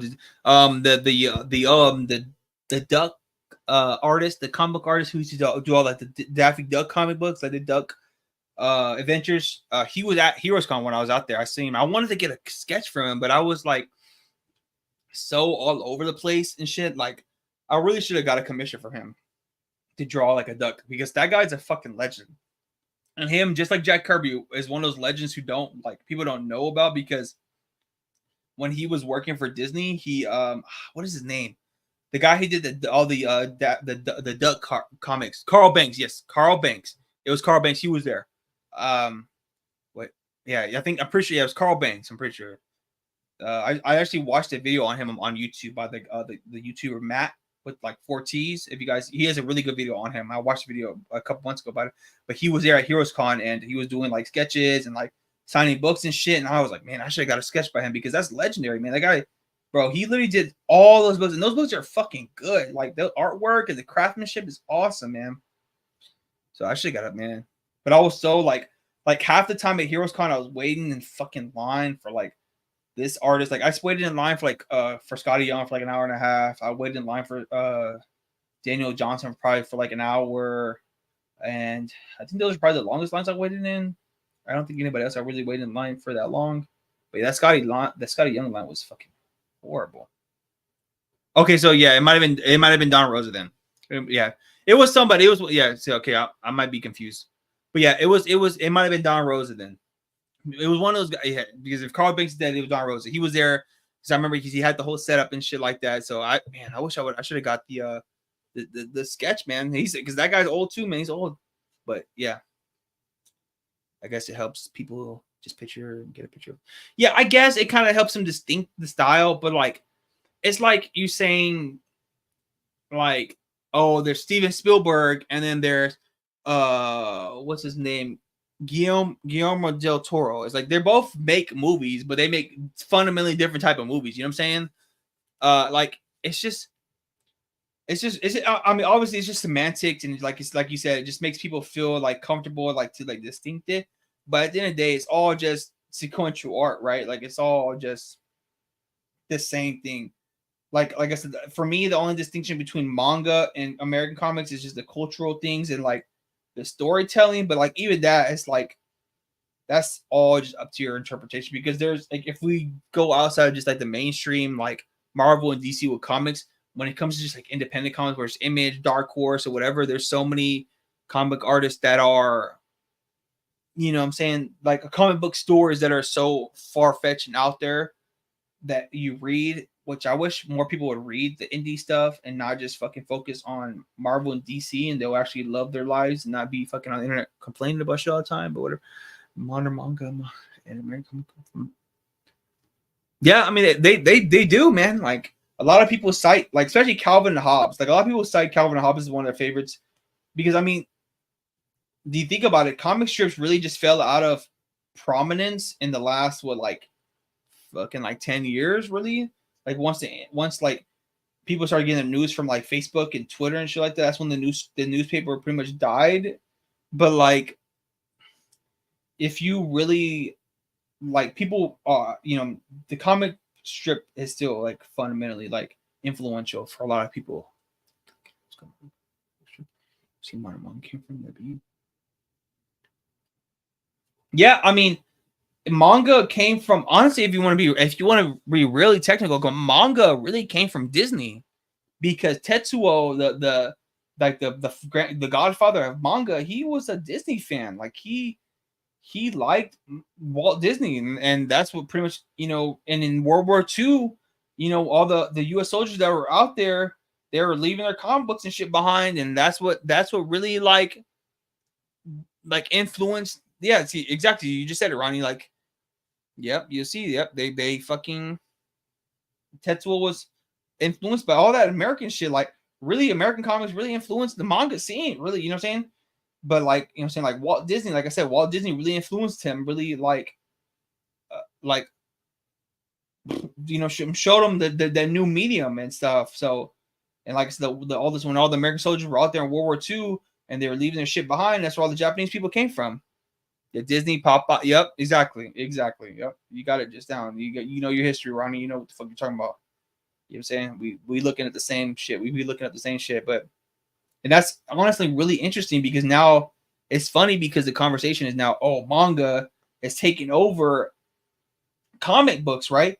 It sells and all this other stupid shit, but it's like, bro, manga, like, and I love it. I love that medium in anime and manga, but like that shit just started getting popular within the last, like, if we're being honest, probably like 10 years, and that's really a stretch because, I mean, manga, people have been trying to make manga popular in America for so long. I mean, look at like Tokyo Pop, right? And Dark Horse has been a part of it. Like, was one of the front runners of putting manga out here, but like that shit really didn't really hit until honestly like streaming platforms started popping up, because that's when people started being able to access manga in a real way. I mean, I made a whole video about it, how like people were pirating, like OG manga fans, like, I don't, like myself and like other people, they were pirating manga and anime, and that really helped the medium flourish in the Western, in the West, because if you like say like I got into manga from Toonami, right? And then once Toonami stopped showing the show and I still wanted to watch it, I would have to go into like these websites like Kiss Anime and stuff like that to really keep up with the series and stuff like that, But if you didn't, then you didn't. And if you weren't like a true like manga fan or whatever, you weren't gonna waste your time trying to find out. You know what I'm saying? Like back then, like I was only like in middle school, but I was still like I was invested in manga and stuff like that. I really wanted to read the shit and watch the animes and stuff like that. But a lot of people who were like, what's the word? We're just like normies or whatever. They don't, whatever. You know what I'm saying? Like they weren't gonna waste their time trying to find out how to keep watching Naruto. They weren't gonna waste time trying to figure out how to keep watching One Piece or Soul Eater or whatever. But I did. I remember going to Kiss Anime. I remember going to like watch cartoons online, and then I remember like I when I was in my period of like kind of like stopped watching the shit, and I started getting back into anime and stuff like that. There was Crunchyroll had came out, and so now that the accessibility of anime being on like Naruto and stuff was on Netflix when it first started coming out. Crunchyroll is out, and now it's so accessible. That's really played into manga and stuff like that becoming more prominent in the Western hemisphere. You know what I'm saying? Comics are American comics aren't dead. It's just Marvel and DC. And yeah, so man, when it comes to Marvel and DC, like I just feel like they fundamentally just don't know what they're doing with their comics. I don't think the comics books are that much worse than they were before. I just think that the marketing behind them is just horrible. I think that they don't know who they're trying to sell their books to anymore. And I think that's the real problem. I don't think they really understand their audience. I think what's really, can I give you suggestions? Yeah, give me a topic, man. Ronnie, I'm here, man. I'm gonna be on for another probably 30 minutes, and so we can chop it up, man. I'm having a good conversation with you guys, man. Dark Doritos, I appreciate, what I'm saying? Both of y'all, fuck around. Y'all chopping it up with me. I'm chopping up with y'all. And everybody else who's watching and just watching, I hope you guys are enjoying the conversation. But yeah, I just think Marvel and DC just don't know who they're marketing to anymore. I feel like they isolated a medium of people, like that like the Gen Xers and the Boomers. Like the Boomers probably already were out of it just because they're so old that they don't care about comic books no more. The Gen Xers are kind of like starting to like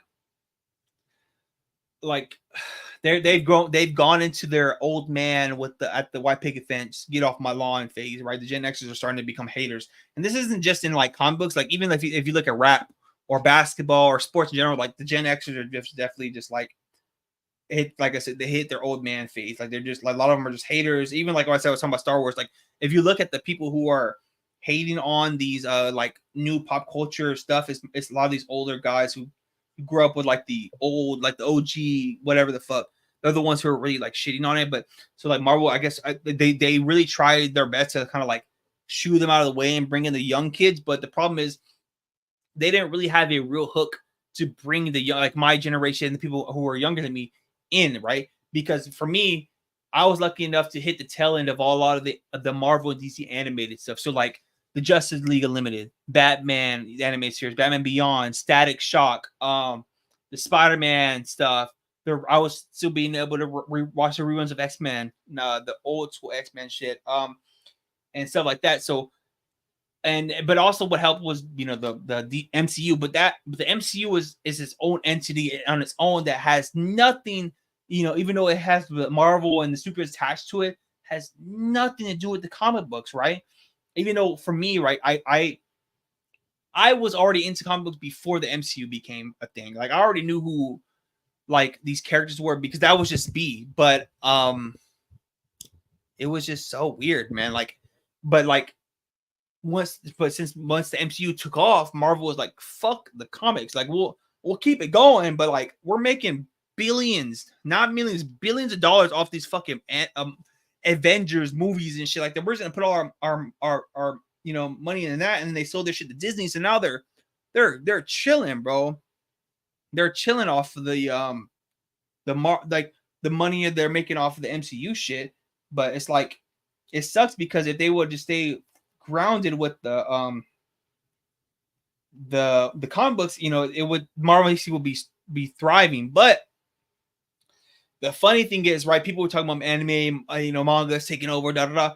But now you're starting to see that manga, now that they're making more money, you can see that like the prominent series like the Dragon Ball Z's, One Piece, and Naruto specifically, they're starting to do the Marvel thing where now they're doing like spin-offs, right?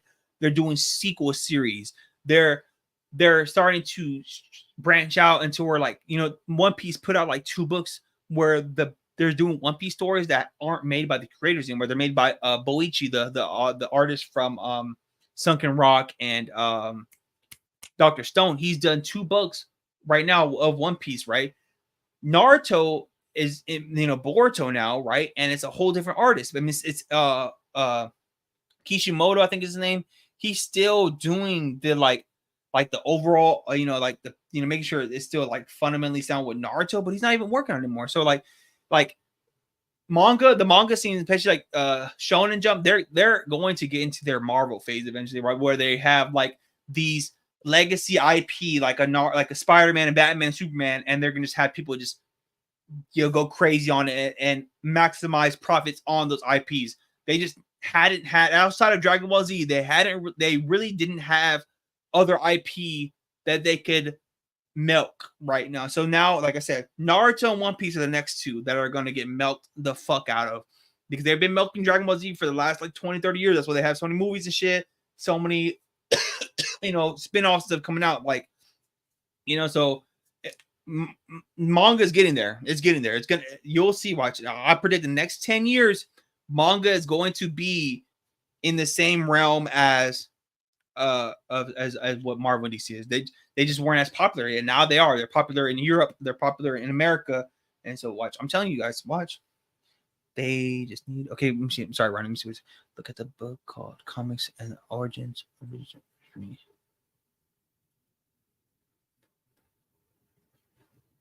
I gotta look into. I'll definitely look into. Let me check. I gotta check that. I'm gonna write that down. Comics and the origin of manga. Okay. Yeah, I'll look into that. That thanks for. I appreciate the topic.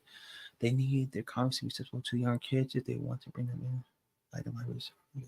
Yeah, I agree with that. I feel like stop. Like, I like comic book stops, right? I like going to the comic book stores, but that's me. I'm an adult. Like, I can drive to the comic book store. But even now, going to the comic book store is still like out of my way. Like, luckily for me, I have a comic book shop that's like down the street from my crib. So like, and it's on the way for me. Like, so like when I go to the gym to go work out, the comic book shop is on the way there. So usually I'll go and pick up my weekly pickups on the way to the gym or on the way back home from work, you know, stuff like that. And it's still like an out of the way type of deal. So imagine if you're a kid and you're trying to get your parents to come take you to the comic book store. You're like, bro, your parents are like, bro, fuck you. I'm not trying to take you to the comic book store. Because I remember even when I was younger, in like 2010, 2011, there were still comic books like at like the grocery store, at Walmart and shit, but they don't have that shit anymore. And I don't know why they stopped doing that. Or at least, at the very least, they should get the trades in there. And that's why manga is killing it, because they have manga, or they used to, at least. They don't have any more, but they used to have manga like in Targets and in Walmarts and shit like that. I don't see why they don't do that no more. But I mean, maybe they'll figure it out. I don't know. But like the comic book shop is cool, right? It's aesthetically pleasing and da da da, but like, bro, nobody's going to the comic book store. And some people live in small cities and they don't have access to comic book shops, right?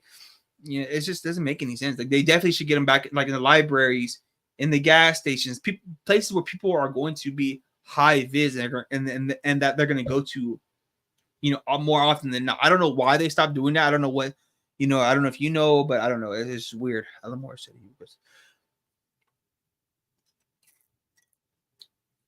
You know what's funny about Alan Moore? I was thinking about doing a video about how Alan Moore and Frank Miller kind of killed comics because they made comics into a medium that was more serious than it needed to be. Because before that, comics were fun. Comics were like just goofy one-off stories about, like, you know, fucking Shazam fighting a worm, and you know what I'm saying, you know, whatever that worm character that was a villain for Shazam, you know what I'm saying, like just goofy shit like that. And then when Alan Moore came out with The Watchmen and Frank Miller came with The Dark Knight Rises, they kind of made the medium too serious than it needed to be, you know. And then we have like the Image guys coming in, right, you know, after that, during that time, and they tried to do like they did the poor man's interpretation of like all that shit with like Spawn and, you know what I'm saying, all those series. They try to make everything all funny, like adult, but it was so lackluster, and that all that made like the comic book medium into something that it didn't need to be. You know what I'm saying? Like I wanted to make a video also about how like Image kind of also hurt the industry, not because of what they did, but because that the Image guys, like, one, because I have a video about it. If you guys, you know, I don't know if you guys seen it, where I kind of talk about how like Marvel and DC don't want like the Image boom to happen again. That's why they don't hire artist writers anymore. They want artists. They made comic books into a writer orientated medium, right? Where they make sure they keep writers up, but they don't. But artists, they're always switching artists up. There's no, outside of probably like Mark Bagley, there aren't any comic book artists who are working on like, who are doing like hundreds of issue runs on stuff no more, right? Or doing like 20 plus. There's always like six issues, and then somebody rotates out, right? So I was thinking that, like, you know, that like the Image guys lost favor with fans in writing, like, because when you look back at those Image books that were written by Rob Liefeld, by Jim Lee, and Tom McFarlane, the writing was so horrible that like people don't want to read a comic book, or like that was written by a comic artist, because their writing is bad. Even though it's funny because manga is literally like writer artist is the same person, and then maybe the editor will kind of put in their input, whatever. But like, and I always wonder why more comic book artists don't write their own shit. But whatever. The Killing Joke. I watched the Killing Joke movie. I never read the Killing Joke. I should read it, but Alan Moore is the type to say something profound that afterwards say he has all the. Yeah, I don't. I mean, to be honest with you, bro, I don't really watch Alan Moore stuff because he has such a fucking thick ass accent that it's like, like I'm all right off him, bro. Alan Moore's cool though. I mean, I swear, it's all right. But yeah, man. I mean, generally speaking, like, comic books should just be fun. They should just be fun. I think that's the biggest thing that's missing from the medium. People are taking it too seriously. Fans just don't appreciate shit no more. I think that's just pretty much the biggest thing. People are just so spoiled now. Like, I talk about this a little bit in my next video that I have coming out. I recorded it. I just gotta edit it out, and I'll have it posted probably by Friday. But yeah, fans are just spoiled now, man. They're not. I feel like nowadays people really watch and read comic books just to like, they watch movies and videos and read comic books just to reply to the shit. Like they don't read it to like genuinely enjoy it. They read it or watch stuff just so they can have an argument ready for it. You know what I'm saying? Yeah, I'll read a Killing Joke. I definitely, want to check it out. I mean, I get it. Like every once in a while, I'll get into my like, oh, okay, let me read some vintage comics bag. Like I read the Batman Year One And I was like, bro, that shit is so Batman Year One is so fire. So fucking fire. And that's like Batman Year One inspired the new Batman movie. But yeah, Batman Year One is fucking heat, bro. Yeah, but I'll read the Killing Joke. I'll check it out. The Batman has some really like stellar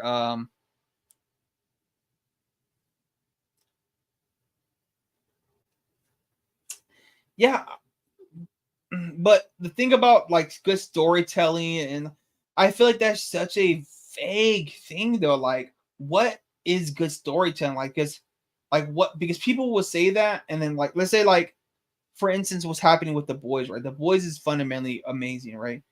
But now that people are like starting to understand like what The Boys is really about, because now like I don't know if you guys have been watching the new season of The Boys, like keeping up with it, it's like so on the nose with the political stuff, even though it was already like making fun of like the political alt-right and the political like left. But now that it's so on the nose, for some people are like just so off of it, because I feel like it's either hitting home for them and it's like them looking in the mirror and they're like, oh, are you making fun of me for my beliefs or blah blah blah blah. But it's just so weird, man. I don't know. Like, I agree with you. I agree with the fact that people should like storytelling and quality should be first and foremost before anything else, right? But that is such a like subjective thing, because one thing may be good to somebody else, and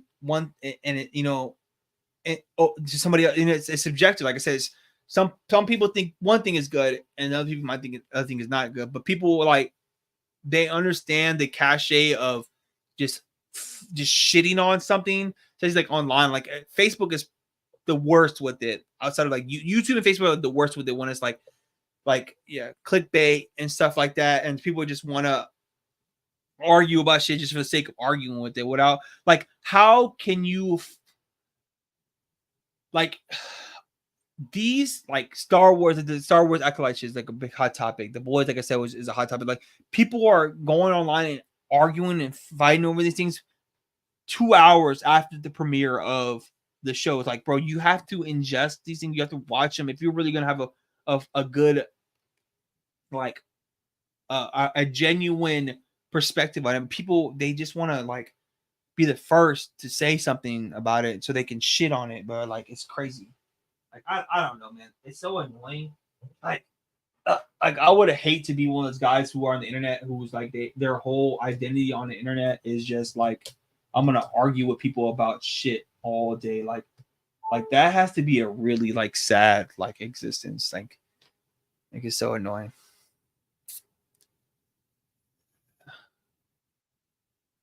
It says, yeah, dude, goes to.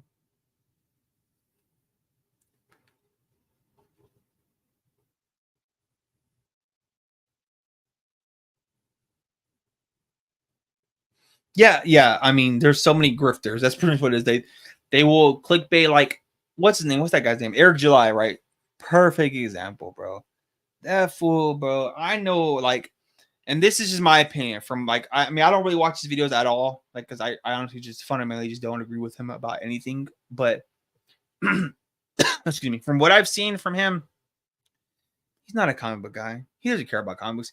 He's a guy who found the niche of videos that got him traction, and then he took a bet on himself and made a comic book company, and he went viral for it, and he makes money off of it. So now he's a comic book person, but he's not a comic book guy. He doesn't strike me as somebody who grew up watching comics and reading comic books and stuff like that. Like, he's not one of those people. He's just this guy who just happened to strike gold in a profession that just was lucrative for him. You know, he's a businessman who found an opportunity, and he's been running with it since.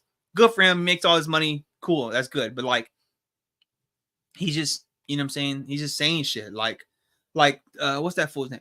Chuck Dixon, right? He's like a legendary comic book writer, blah, blah. Bro, he has a YouTube channel, and he's the same like comics gate, goofy ass fool, bro. And he says a bunch of stupid shit. And I remember watching one of his videos. I watched one of his videos, and he was saying there's a Disney movie that came out during the pandemic. It's an animated movie, and the character, I forgot what it's called. It's like Strange Times, Strange Things. Jake Gyllenhaal is the voice actor of the main character, but Jake Gyllenhaal's son is gay in the book, right? I mean, in the movie, right? It's a Pixar movie, I think, and his son's gay. and like they don't overtly say he's gay. He just has a crush on a boy. Like the only way you know that he's gay is because he has a crush on another character who's a guy, right? Fine, I don't care. It's whatever. But like, it's not like.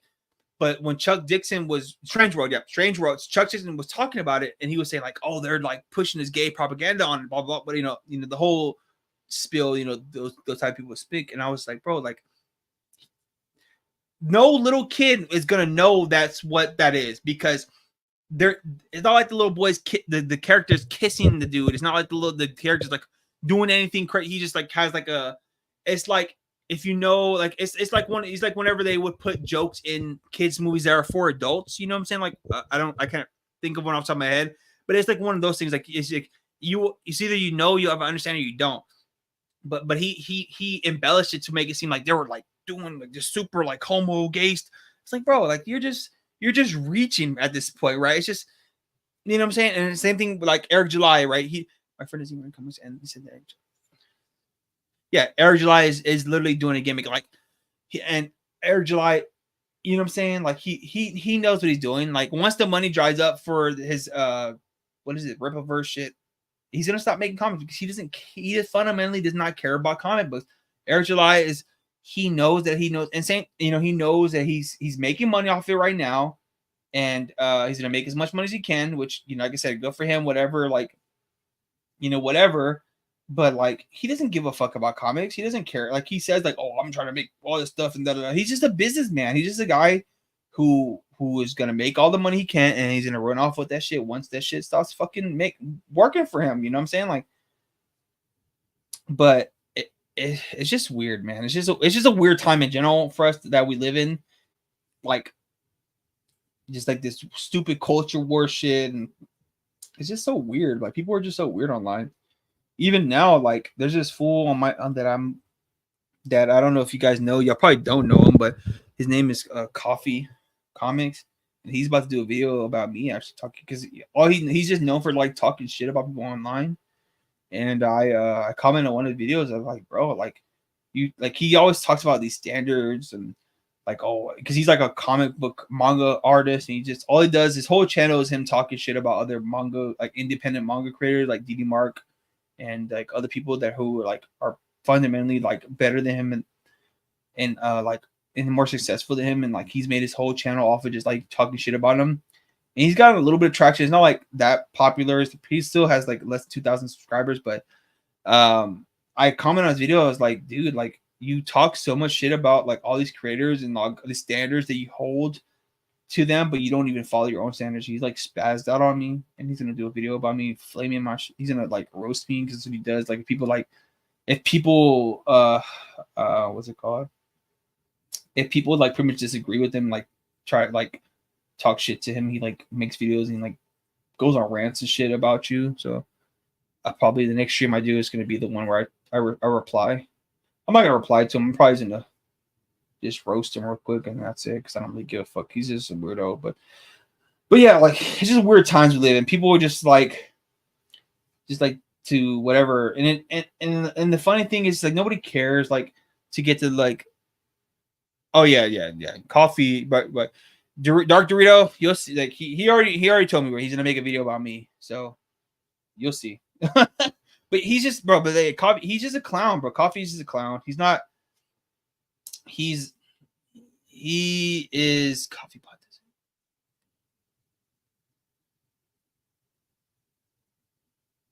Yeah, he's just a goofball, bro. And like bro, like already like I'm not gonna say it, but like if I really wanted to flame him up, bro, like call him out on his shit, I could really do it, because like bro, he's just a corny dude, bro. He's just a goofball, bro. He's a troll in real form. He doesn't have nothing to hold for. So I told him, I was like, bro, like if you would spend more time like actually, honing your craft and not just fucking complaining about shit and like crying to people about what the fuck, like about how everything's so unfair for you, you would actually be ahead in the game and not just fucking being a little bitch crying about shit. Like you need to like I don't know. He's just lame, bro. Like, and like, man, like I'm really trying to figure out like finding it myself to like not like flame him up because like it's man, it's so like I can just go on about that guy like he because I did like I don't know if you guys are like if I did podcasts with him before, and this was like kind of like when I was first kind of like about him, and then now like I'm just off him. He's just a piece of shit, dude. He's just a shitty person. He's not a good person, and like he just really doesn't deserve like exactly. His whole channel is literally him talking shit about it's either DDMark, White Manga, or Nicholas Draper Ivory. Those are like the only videos he makes any like views on, and he just talks shit, and he just says the most random shit too. Like he's like the king of gaslighting you, like gaslighting you. I always say gaslighting you, where like he will switch up like his narrative in order to fit what he has to say. Like so, like say if you're like White Manga, right? So White Manga is published by his own publishing company. He will say like, oh well, he's not making enough money to take care of himself. He's published, but he's not making enough money to take care of himself. So what's the point of him making his manga, right? So there's that, right? But then he will say, but then if you say like, oh well, I make this much money off of comics, you'll be like, well, it's not about comics and it's not about making money. It's about being like having a standard and having a message and shit. So it's like, okay, so if I make money off my comics, then I'm fundamentally wrong because my comics aren't, or my manga isn't having any substance to it. But if I'm making a passion project and I'm not making no money off of it, but I'm putting my all into it, it's shitty. It's not good because now I'm not making the money off of it. But he wants people to, he's a fundamentally flawed person. He's just a dumb idiot, and he's just full of shit. He literally because like I comment on this. So pretty much I comment on his videos. Last video about DDMark, right? And I literally stopped watching his videos so long ago. Like I stopped fucking watching his videos like a while ago because he would just, bro, like he would say the most crazy shit about black people, and he's black, he's African, bro. Like, he's from South Africa. He says the most crazy shit about black people. He says the most random crazy shit about gay people, and it's like overall like just like the most dumbest shit, like, right? He just says the crazy shit. So I was like, I'm off this guy. Like I was trying to give him a chance. Like, I'm he's a comic book creator, manga creator. I want to give him a chance. Blah, blah, blah. I did 2 podcasts with him, the whole shit. You can watch them, so they're probably still on his page. But he just is so ass backwards. Just says the most random dumb shit all the fucking time. And I was like, you know what? I'm just over this fool shit. Like, he just says dumb shit. It doesn't even make any sense. Who gives a fuck? Like, fuck up. So I haven't watched his videos in a while. And like I said, I seen DDMark drop the manga. And in the back of my mind, I was like, man, this nigga Koffee is about to make a video about this nigga. I already know. And so what happens, I'll go hop on YouTube, algorithm does you crazy. You know what I'm saying? I seen the Koffee comments video about DDMark like 2-3 days ago. I go to the video. I watched the first like 5 minutes, and I was like, bruh, you know what? I'm tired of this shit. I comment on his video, which this is my fault. I'll say it. I comment video. I had to say it. I should have just ignored him and just moved on to the next shit. And I just pretty much like, bro, like you hold everybody to the standard that you do not meet. You say everybody is do this and that, but blah blah. And then he DM'd me and he was like, bro, how about we have a civilized conversation about this? And he pretty much wanted to do a pod and have a debate with me about me. He wanted me to prove to him that how he doesn't follow his own standards and blah blah. And I was like, bro, I'm not about to get on your fucking live and argue with you about this shit. Like, bro, like, because there's no baseline to it, because you change up your fucking narrative every 5 seconds. Like, you change up your narrative every 5 seconds. It doesn't make any fucking sense, bro. You like, you know what I'm saying? Like you were saying, Ronnie, he just changes his talking points in order to fit his own narrative, saying gaslighting the fuck out of everybody, right? So I ignored him, right? And then, he's in a different time zone. He's in South Africa. I'm on the East Coast, right? So he's like 6 hours away. I'm about to get ready to go to bed, put my kids to sleep and shit. Like, this nigga DMs me. You need to. I try to be cool with you. I was trying to be your friend, but your bro. You need to delete that comment, or I'm gonna come at you crazy. And I was like, bro, chill out. Like, and I told him like, bro, like, you make a generic shonen manga. The manga you put out, whatever the vampire shit you put out is just regular, and that's fine, bro. It's nothing wrong with that. But the problem is, you try to hold everybody to this high golden standard that you do not meet, bro. You're not doing that shit. Your artwork is cool. It's not great. It's not shitty, but it's just regular, bro. Your story is regular. You're not giving niggas life lessons, bro. You're not giving niggas life. Like, you're just saying a bunch of dumb shit, and then you're not doing it. And he just, when I was, how he does in his videos where he goes on these random tangents about shit. He pretty much did that to me in DM form. It's one of his long ass tangent, saying a bunch of dumb shit. And I was just like, bro, like, shut up, bro. Like, I don't care. Like, I don't give a fuck what you're talking about, bro. You're never gonna be successful because all you do is bitch and complain about shit. All you do is cry and make yourself out to be a victim. This nigga will talk about how Saturday AM hoed him, bro. Saturday AM did not hoe you. They don't even know who you are. How did they hoe you, bro? They don't know you, bro. And he would say, "Oh, Image Comics screwed me over." Nigga, Image Comics don't know you, bro. How the fuck? Like, bro, what are you talking about? How do you get hoed by a platform that does not know you, bro? They don't know you. Nigga, you're like a nobody, whatever. So, and then he just, said whatever. And I was like, bro, like, whatever. Like, if you're gonna do your best, you're gonna roast me, bro. Do your best. And all he could say was like, "Oh, my artwork is better than you," because I was like, bro, I'm fundamentally just ahead of you. I already about to beat you in YouTube, pretty much. You've been doing YouTube for this long. I'm already about to last you, bro. And then I'm gonna get published for you. I'm gonna, like, I'm saying, I'm focused on me. I'm going to get better and better. That's all that matters. But he's like, oh, and he goes on this that rant about like, oh, you have zombie viewers, you have people who don't care. That dumbass buzz shit he'd be doing, capping that shit. Long story short, he's gonna do a video about me, pretty much, right? And I'm gonna react to it. Or I might not. I don't know. Depends on what he says. He's probably gonna say some stupid shit. Like, I already seen him screenshot the DM messages. He's gonna skew the conversation the way he wants. I told him I was like, bro, if you're gonna make a video about me, show your face, bro. Don't be a bitch. I already know what it looks like. I'm prepared. You know how Kendrick was prepared for Drake, and Kendrick was dropping back-to-backs on his ass on Drake.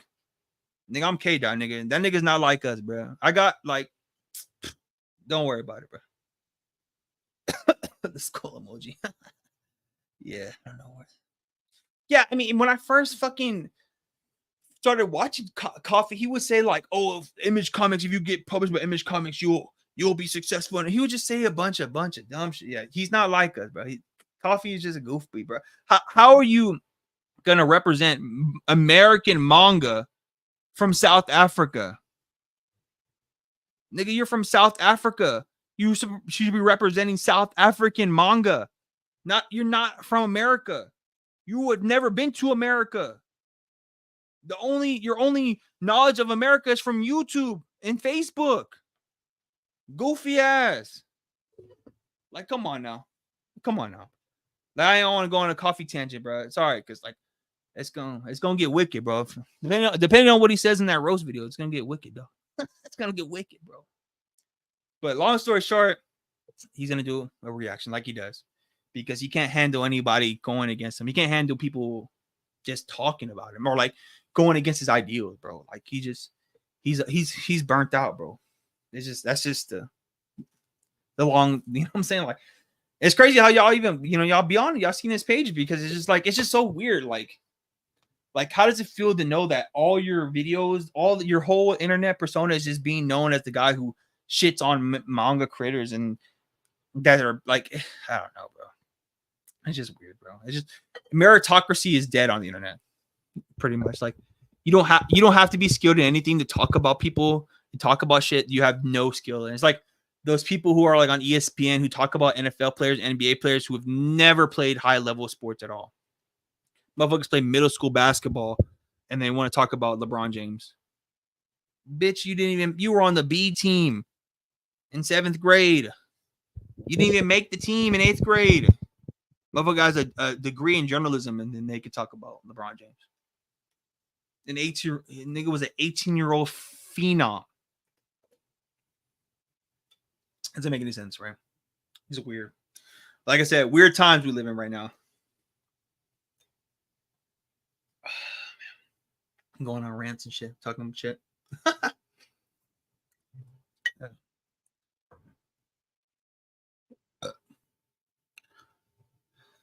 Kylo Ren.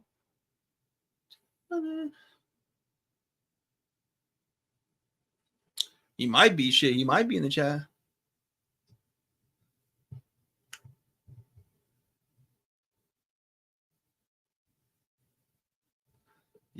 Koffee's a weird guy, man. He's an interesting fella, man. I don't know, man. He's just an interesting fella. He'll whatever, he'll do what he wants, you know what I'm saying? He'll live his life. I don't know what else to say. Like I said, it's funny that you guys actually like have been on his channel and like I don't know, it's just weird. Like it's one thing to have like I have videos on my channel where I've been like divisive, and my divisiveness is like having a different perspective on like anime or manga, right? People arguing with me about like Jujutsu Kaisen or like shit like that, but it's like it should be really awakening, or not awakening, but like really be like mind opening when every time you drop a video, everybody in your comment section is arguing with you or saying you're wrong. Like you wouldn't think like, damn, okay, maybe I am wrong. Maybe I don't know what I'm talking about. Maybe I should do some research or like something like that. Like in my videos, when I do research, all my videos, I have citations in my fucking descriptions now. Like I literally will cite all my sources and quotes and shit like that. Like I'm academic MLA, APA citations and shit in my stuff now. Like I'm not.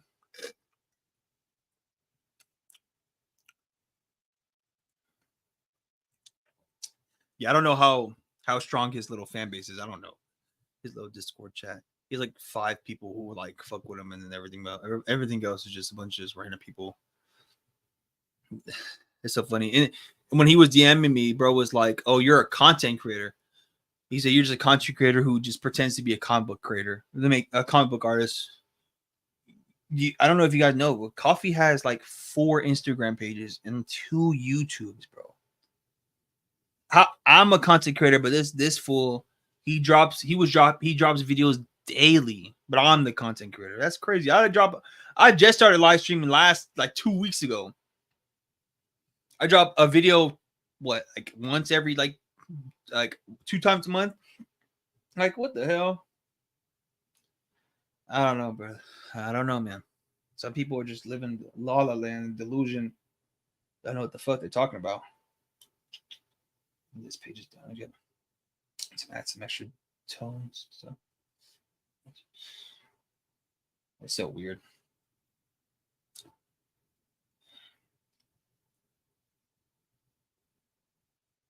What else you guys got? You want to talk about? It's kind of late. Yeah. He doesn't like. He's one of those like pseudo knowledge people, like who like I said, doesn't do any research, doesn't do any like actual like reading on the topics he talks about. He just rambles on about shit and just says dumb stuff, and that's it. Like he doesn't like know what he's talking about. Like I don't know. Like I don't understand like what his mindset, like what he's trying to gain from just being on YouTube. Like he started off talking about like, oh, I'm trying to help everybody and teach them and da da da da, and I don't want no money from nobody. And then he was like, oh, I'm gonna take donations so I can help the some people to blah blah, whatever the fuck his dumbass scam ass shit was. And then like I don't know, bro. He, like I said, he doesn't know what the fuck he's talking about. He just says shit. He just, you know what I'm saying, just reiterates random fresh and fit and Andrew Tate talking points, and then like tries to implement them into comic books, which doesn't make any sense because literally comic book people are just like regular like people who just enjoys artwork. You know what I'm saying? Like I don't know. I honestly don't know. I don't know what he's gonna say. Like his mindset is. I don't know what he's gonna say in the video. Like if his biggest like diss towards me is that my artwork is shitty, it's like, bro, okay. Like what are you talking about? Like, I guess, bro, like you can say my artwork is bad. I guess that's not gonna hurt my feelings, bro. Like, you can go to my website and look at all. Like, I'm not ashamed of my artwork, bro. Like, you can go, like I said, you can go to my website right now, look at all of my old work, bro. All of how bad it is, or how, you know what I'm saying. But that's just evolution and progression, bro. I've been drawing for 3 years, bro. Like, you know what I'm saying. Like, and I ain't trying to like, yeah, I don't know, bro.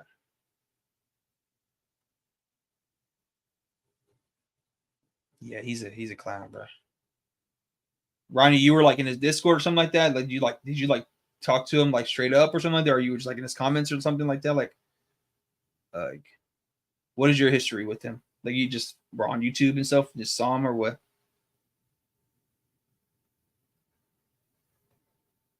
Yeah, he's a clown though. He's definitely a clown, bro. Bro, I'm telling you, bro.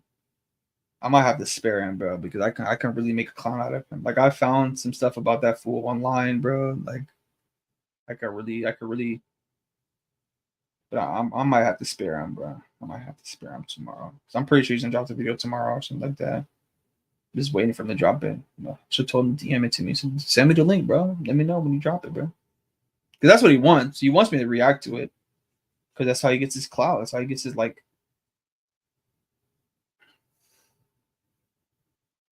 Oh yeah, yeah.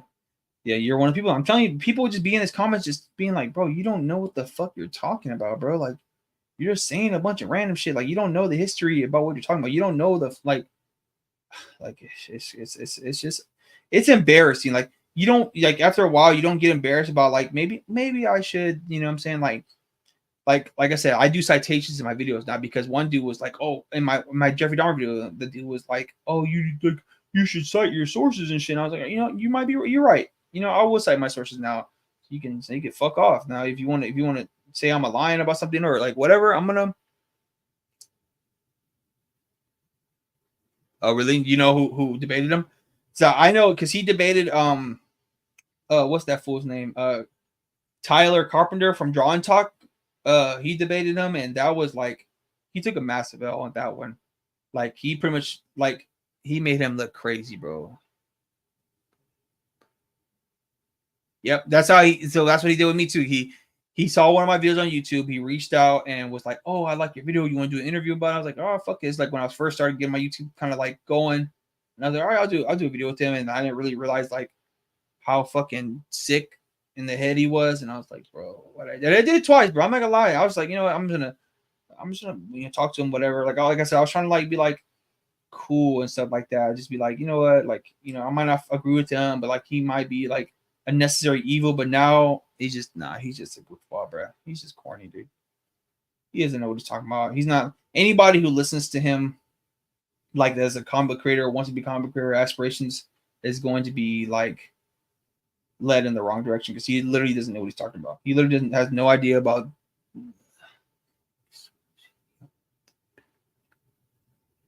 Ooh, I gotta look that up. Geek Scars, let me look that up. Yeah, and that's another thing. The thing about that Koffee, another reason I didn't want to do that fucking debate with him was like the way he records the audio, he fucking Koffee Comics. Oh, I see it. The Koffee Comics incident. Oh yeah, let me watch that cookie cutter content. Let me watch. I'm gonna watch that whole later. I'll watch that whole later. Man. That's funny. But like, yeah, okay, I see. Yeah, the Koffee Comics. I see it. Okay, I'm gonna watch that whole later. But like, what was I saying? Yeah, he's just the way he records the debates. He like fucking because he uses Google Hangout, so he would like do the Google Hangout, and if you pay for because Google is fucking gay or like lame, and like Google like they'll make you pay for it. Like after a while, you have to pay to like save your your talks and shit like that. Like if you do like a meetup or whatever on there, right? It's like when I did my video with Ryan Ryan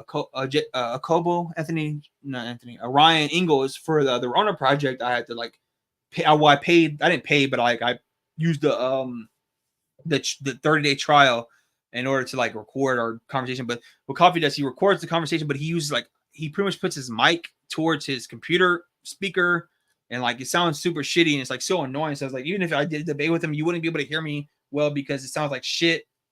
So like you hear his microphone, but you don't hear. You wouldn't hear what the fuck I had to say. But like, yeah, he did that debate with Tyler, and he was pretty much saying like, all manga creators want to have the Bakuman experience, and he was like, bro, you know Bakuman isn't real, right? And he was like, he didn't know what to say, and then he pretty much conceded, and at the end he was pretty much just like, I just want to make comics. I'm just doing this for fun. I'm just doing it for fun. Like, like, bro, like, if you don't want to have this smoke, bro, like you don't want to be like in this space of just like arguing with people all the time. Why are you putting yourself out there to be like that? Like I literally don't understand like people. Like I don't want to argue with people online all day. Like it gets annoying after a while. I don't like want to do like videos where I'm constantly having to defend myself online. Like it doesn't make any sense. Like why would you want to do that? Like, you know what I'm saying? Like why? But like I don't know. Like I guess whoever those 5-10 people who watch his videos all the time are gassing him up or making him feel like he's doing something. You know, I don't like. He's not. Like, I don't know. I honestly have no idea. He's an interesting person. He doesn't like, he literally fundamentally doesn't make any sense because it's like you're blatantly just spewing a bunch of random shit that does not make any sense, bro. Like you literally do not make any sense when you like talk about stuff. He just goes on these long tirades, rambles about shit. Like he did a video about what's that fuck's name?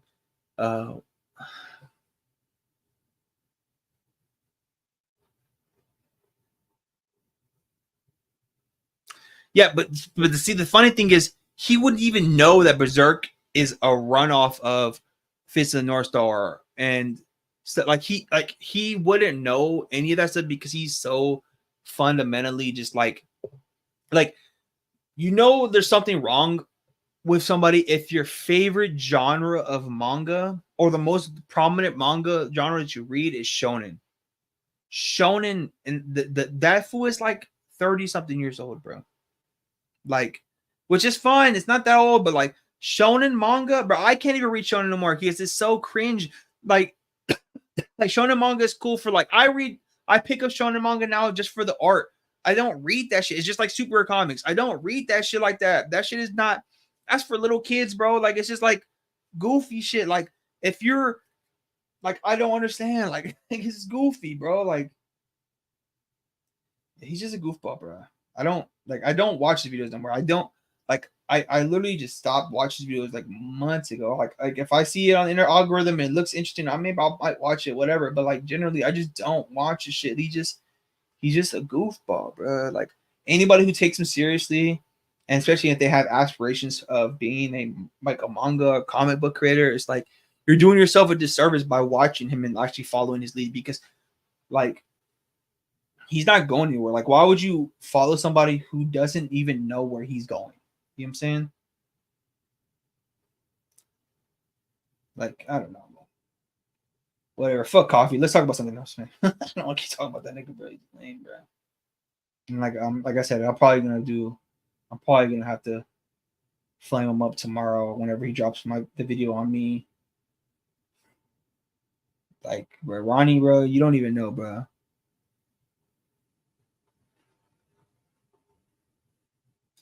I'm telling you, Ronnie, bro. Like, you don't know, bro. Like, it didn't even take me that long to find some. Bro. You'll see it, bro. If he drops a video tomorrow, just know there's gonna be a thumbnail, bro, of my boy, bro. Yeah, it's gonna be some wicked shit, bro. Me and my wife were laughing about it earlier today, bro. Like he's that man, bro. He don't know he don't understand how you can like. Bro. Ronnie, bro, if you go, bro, go to his Instagram and scroll down. Scroll down. He has a post that he tags another page in. That's from him, bro. You'll see, bro. Man, I appreciate you, dog. I appreciate you, dog. I'm going, bro. You know what I'm saying? I'm just trying to do my thing, dude. Nah, that coffee shit is just whatever. I'm not tripping about that shit. I'm literally not tripping about it at all. Honestly, I'm probably not gonna respond to him. Honestly, I just think it's just funny. But yeah, this is like Peter. I'm trying to get like a cool like webbing deal going on. I'm gonna have like all of the dead characters and shit right here. But I think the position looks good. Just gotta figure it out.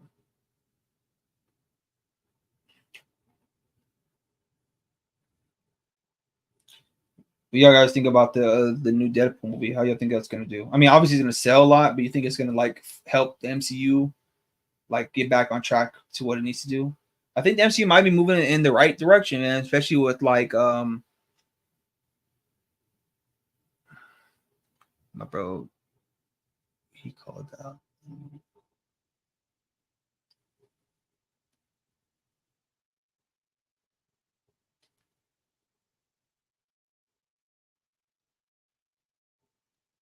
Yeah, I think the movie's gonna be fire. I think the movie's gonna be really good. Like I was saying, I think Marvel is definitely gonna get their stride back. I just think that what they should have did, in my opinion, is that they should have just like once Endgame ended. This is the two things they should have did. They should have either just did like a whole separate thing and just went straight to the X-Men universe stuff, or Fantastic Four universe shit, and just said fuck all the Avengers shit and just went straight to that. Or they should have just took like a good like 5-10 year break. So they when it Endgame come out like 2019.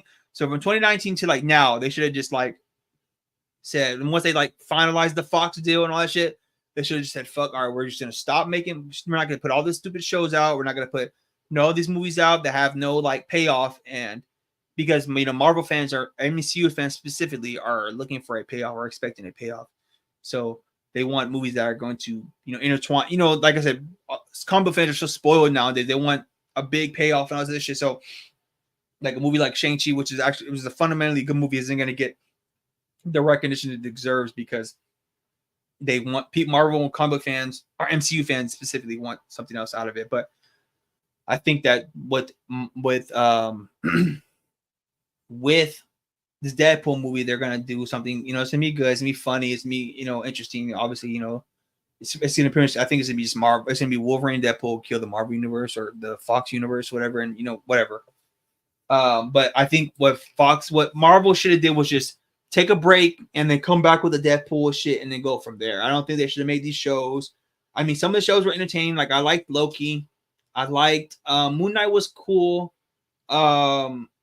Miss Marvel was all right. What's it called? What's that bitch? The Scarlet Witch show was cool. Vision and WandaVision was cool. She-Hulk was whatever, but I feel like they were trying to be too edgy.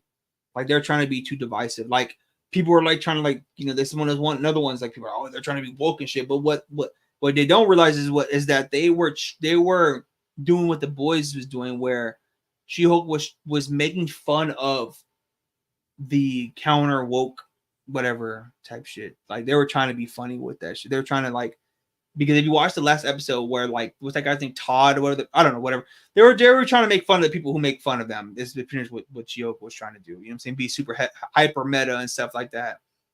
But I mean, it just kind of fell flat because they were just trying to do the most.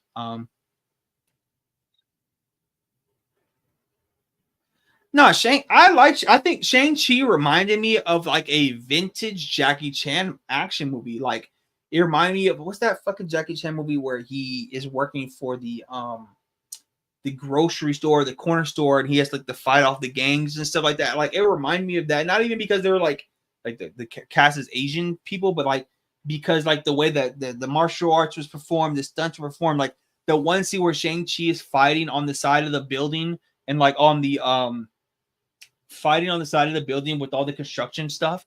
That shit was, I was like, bro, this is a Jackie Chan movie. This is fundamentally Jackie Chan, like through and through. That's what it reminded me of. Like, I don't know, like it just reminded me of that so much. But I like Shang-Chi was fire. I think Shang-Chi was fucking good. I thought it was pretty good. I think out of all those movies, the worst one was probably like, what's that shit called? The one with with what's that bitch name? With Salma Hayek and the other one. Yeah, the Rumble in Bronx. Yeah, it just reminded me of.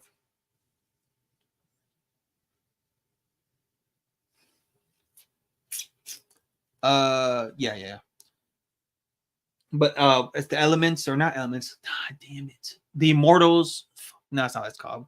But y'all know what I'm talking about. The one with all the cast of all the characters with like, you know what I'm saying, they were fighting like the monsters from outer space, they like helped bring the fundamentals of the world, and they had like the whatever. That movie was probably the worst one because they were trying to introduce too many characters at once and they just didn't really do a good job with it. But out of all that was probably the worst one.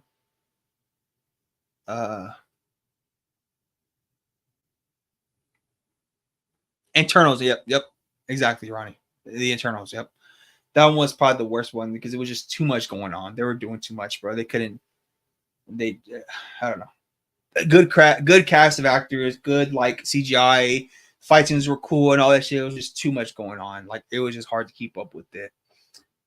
Yeah, politics. See, I think it's better when the politics are subtle, when they're like subtext politics. Like when it's overt, it's just kind of like it's just cringy. Even no matter what it is, if it's overtly like conservative or liberal, it just gets cringy. It's just like, bro, like you can put political innuendos and stuff in these films and movies without having to be like up in your face and just be like, oh my god.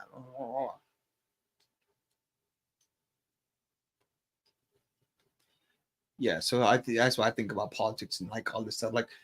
Like to say that politics don't belong in these mediums is just blasphemous, because all these mediums are political in one way or another, whether you like it or not, or whether you realize it or not. Like even if you look, like we were talking about Star Wars earlier, Star Wars literally is the first Star Wars, A New Hope, is literally a story that's pretty much like a subtext of the Vietnam War. Like you can watch George Lucas interviews. He talks about how that the story of like Luke Skywalker is about the Vietnam War and how he didn't fuck with it and stuff like that. That's literally what it's about. Like look it up.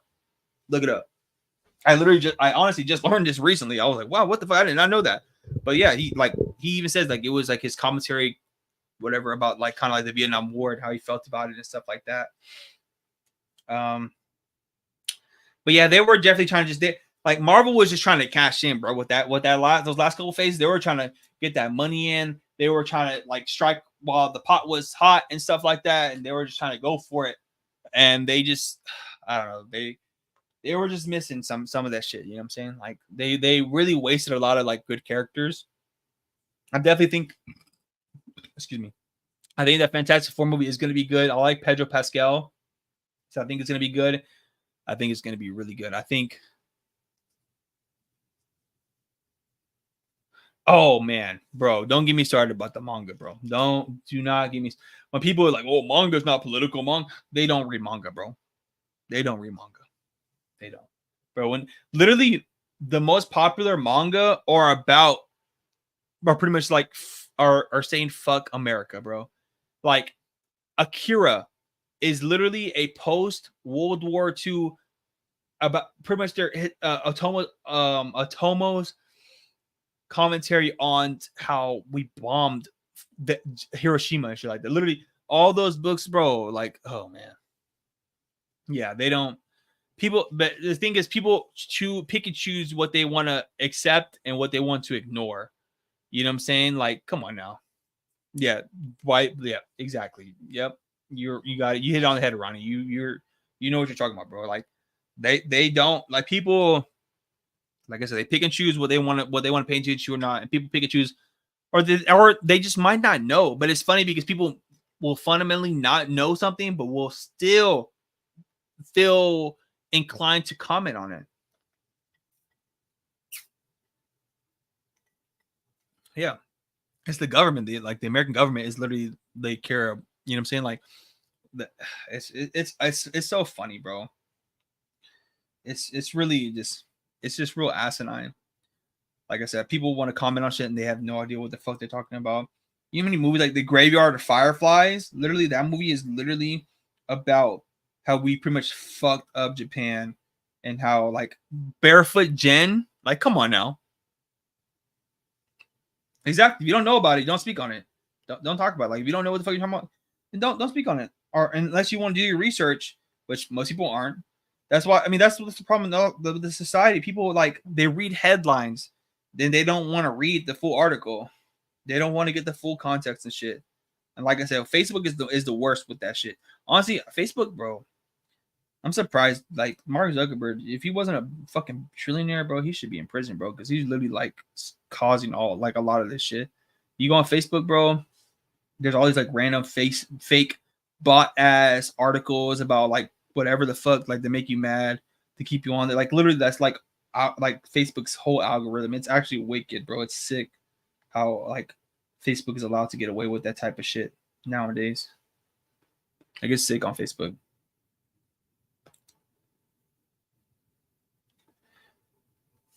These pictures come out cool.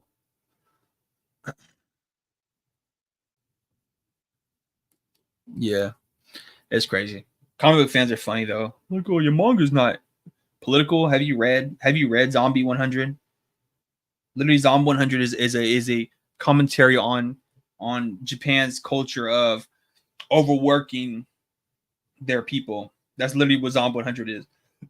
How do you have a character who's more happy about a zombie invasion than going to work? Like, what? Like, literally. Like, come on now. Make it make sense, bro. But, oh, God forbid there's a gay superhero. God forbid there's a black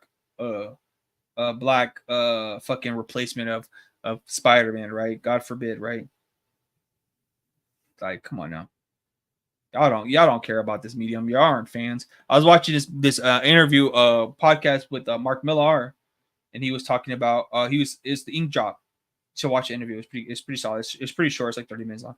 But he was talking about pretty much like that. And now, Evan, I've been thinking this low key for a minute too. Like a lot of the people who are like on like Twitter and Facebook who are like arguing with people and shit all the time, they're not comic book fans. They're not manga. They're not fans of this medium. They just come on there to cause disruption, cause chaos, argue with people, and then leave, disappear, whatever. You don't know who the fuck they are. They start the arguments about whatever, and then, you know what I'm saying? It's just so weird. It's weird. It's really weird. All right. Get off here in a little bit. This page is coming out pretty cool. I think it looks good. What do you guys think? I gotta fill this out. But so the rest of the characters are gonna be like some X-Men characters. I might add some more bodies, like hanging up in the back, like some skulls and some other shit. But yeah, it's coming out good so far. The manga shit. Sorry, fix that.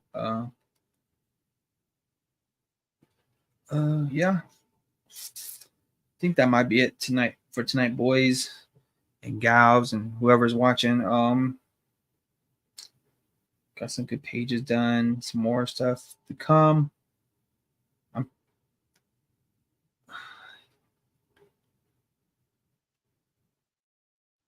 Big Blue Boy Scouts. I don't know what the Big Blue, what that is. Big Blue Boy Scouts. So no, so these are my pages. I'm working on Dark Doritos. I am. We can talk about this in a second, Ronnie. So Ronnie, Dark Doritos. This is my comic shit. So these are like the pages I've been working on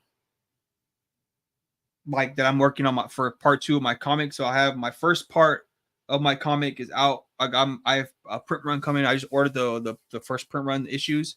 So if you guys want to go to my website, I have the first issue out. I'll put the link in the description. If you guys want to support, buy an issue. You can buy the digital copy. It's $5. The printout is $10 plus shipping. But yeah, so with this page, what I was working on, I have this is thumbnail right here. Like, so I kind of sketched out like the rest of it, and it's just I still unfinished. I haven't finished it because I was chopping it up with you guys. So I'll probably finish it tomorrow. But these are my thumbnails. My thumbnails are super duper loose, bro. Like I don't put no time in my thumbnails at all. I just, you know what I'm saying?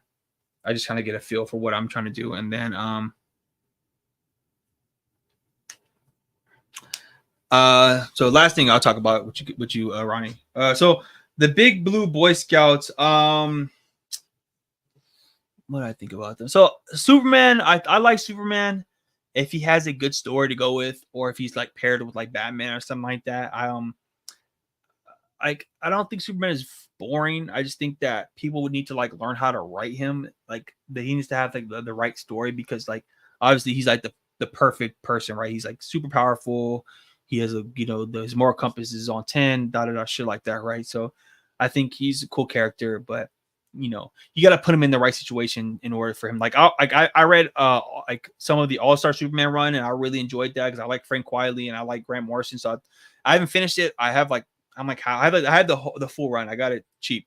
So yeah, that's cool. And then Captain America, honestly, I haven't read any Captain America comics, but the Marvel, the MCU movies are like the Captain America trilogy is probably the best trilogy of all time. Like out of all the Marvel trilogies, I think it's probably the best one. So that's like my knowledge of Captain America. And Cyclops, bro, has had the best revamp of all time with that X-Men 97. Cyclops and X-Men 97, bro. That boy got redemption, bro, off that shit. Cyclops and X-Men 97 was fucking fire, bro. X-Men 97 overall was just fire, but Cyclops was like was badass. So my comic is let me show you guys. So my comic is it's a Spider-Man Doinshi type. It's like a Spider-Man Doinshi dark comic. So it's pretty much like, so what if Peter never got over the death of Gwen, right? And he has the black symbiote suit. So he pretty much goes crazy and he starts fucking shit up. So I have my Spider-Man character who's just, he doesn't really have like a name. He's just Spider-Man, right? He's just my Spider-Man character. And pretty much he's getting chased down by all the superheroes because Peter is like, what's the word? Like he's being hunted, like looking for it because he killed some heroes and some villains. And so now he's like enemy number one. But this character who was Peter's sidekick at the time is also getting the ramifications of being Peter's sidekick and being like another Spider-Man. So he's people like, so this first part is him fighting Wolverine because Wolverine's chasing him down, and then he fights Wolverine, and then we kind of like, you know, he talks about his relationship with Peter, and then here's like this the point where Peter, he goes and he kills the Green Goblin, because if you know the story of Gwen Stacy and Spider-Man, you know, Gwen Stacy died because Green Goblin threw off the bridge, right? But in my story, it kind of leans into that what's that word? The that middle area where it's like, did Green Goblin kill Gwen, or did Peter kill Gwen by trying to catch her? So we kind of go over that, and then it kind of just goes from there, right? So after that, Peter just goes crazy, murks all everybody, and then it goes from there. So if you want, you know, buy the physical copy, just go to my website, avoxcomics.com. Like, I'll show you the website. I got all of the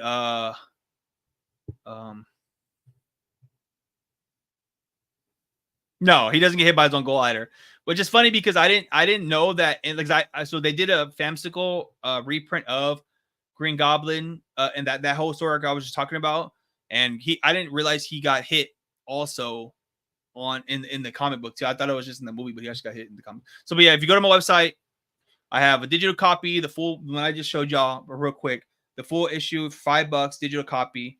You can get the physical copies, which I have on order right now, so that they're being printed right now. They're gonna be mailed to my house, and I'll be able to ship them out to you guys by the end of the month. So if you want to get a copy of that, you know, it's $10. The first, you know, it's colored and everything, and I have like some extras in the back of everything like that, and it's gonna be split up into 2 issues. So this, what I was drawing today is gonna be part of the second part of the comic. So it's gonna be overall, it's gonna be like probably like a 60-page book,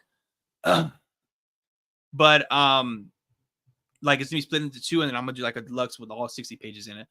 And then yeah, man. And so if you guys, you know, appreciate it, you want to, you know, support the boy and support the kid, you know, buy an issue. It's gonna be high, you know, quality and stuff like that. It's my first time actually getting a book printed, so I'm actually, you know, ecstatic to get, you know, my first book printed out and stuff like that, and then, you know, hopefully go from there. I got about a couple sales so far, probably like 5 or 6.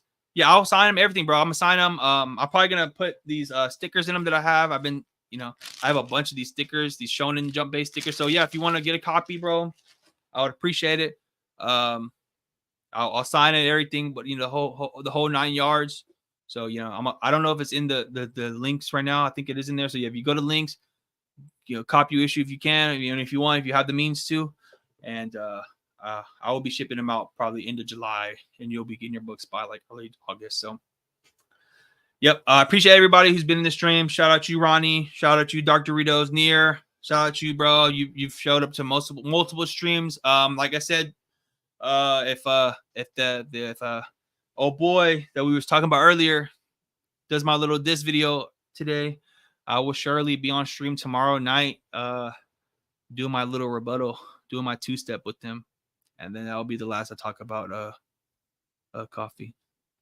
I appreciate you too, Pizza Time. I appreciate you, bro. I think I saw you in some other streams. I don't know, but either way, I'm gonna be probably streaming again tomorrow. And subsequently after that, I'm also gonna do I'm trying to line up an interview with another creator that y'all might know. I don't know if y'all know the manga Dog Nigga. our dog Ninja. I'm trying to line up an interview with him and chop it up with him on live stream. So yeah, so thank you guys for watching. Like, comment, subscribe, the whole little shit. Be on the lookout for the next live stream and all that. All right, peace. I'm gonna go to sleep. Appreciate you guys.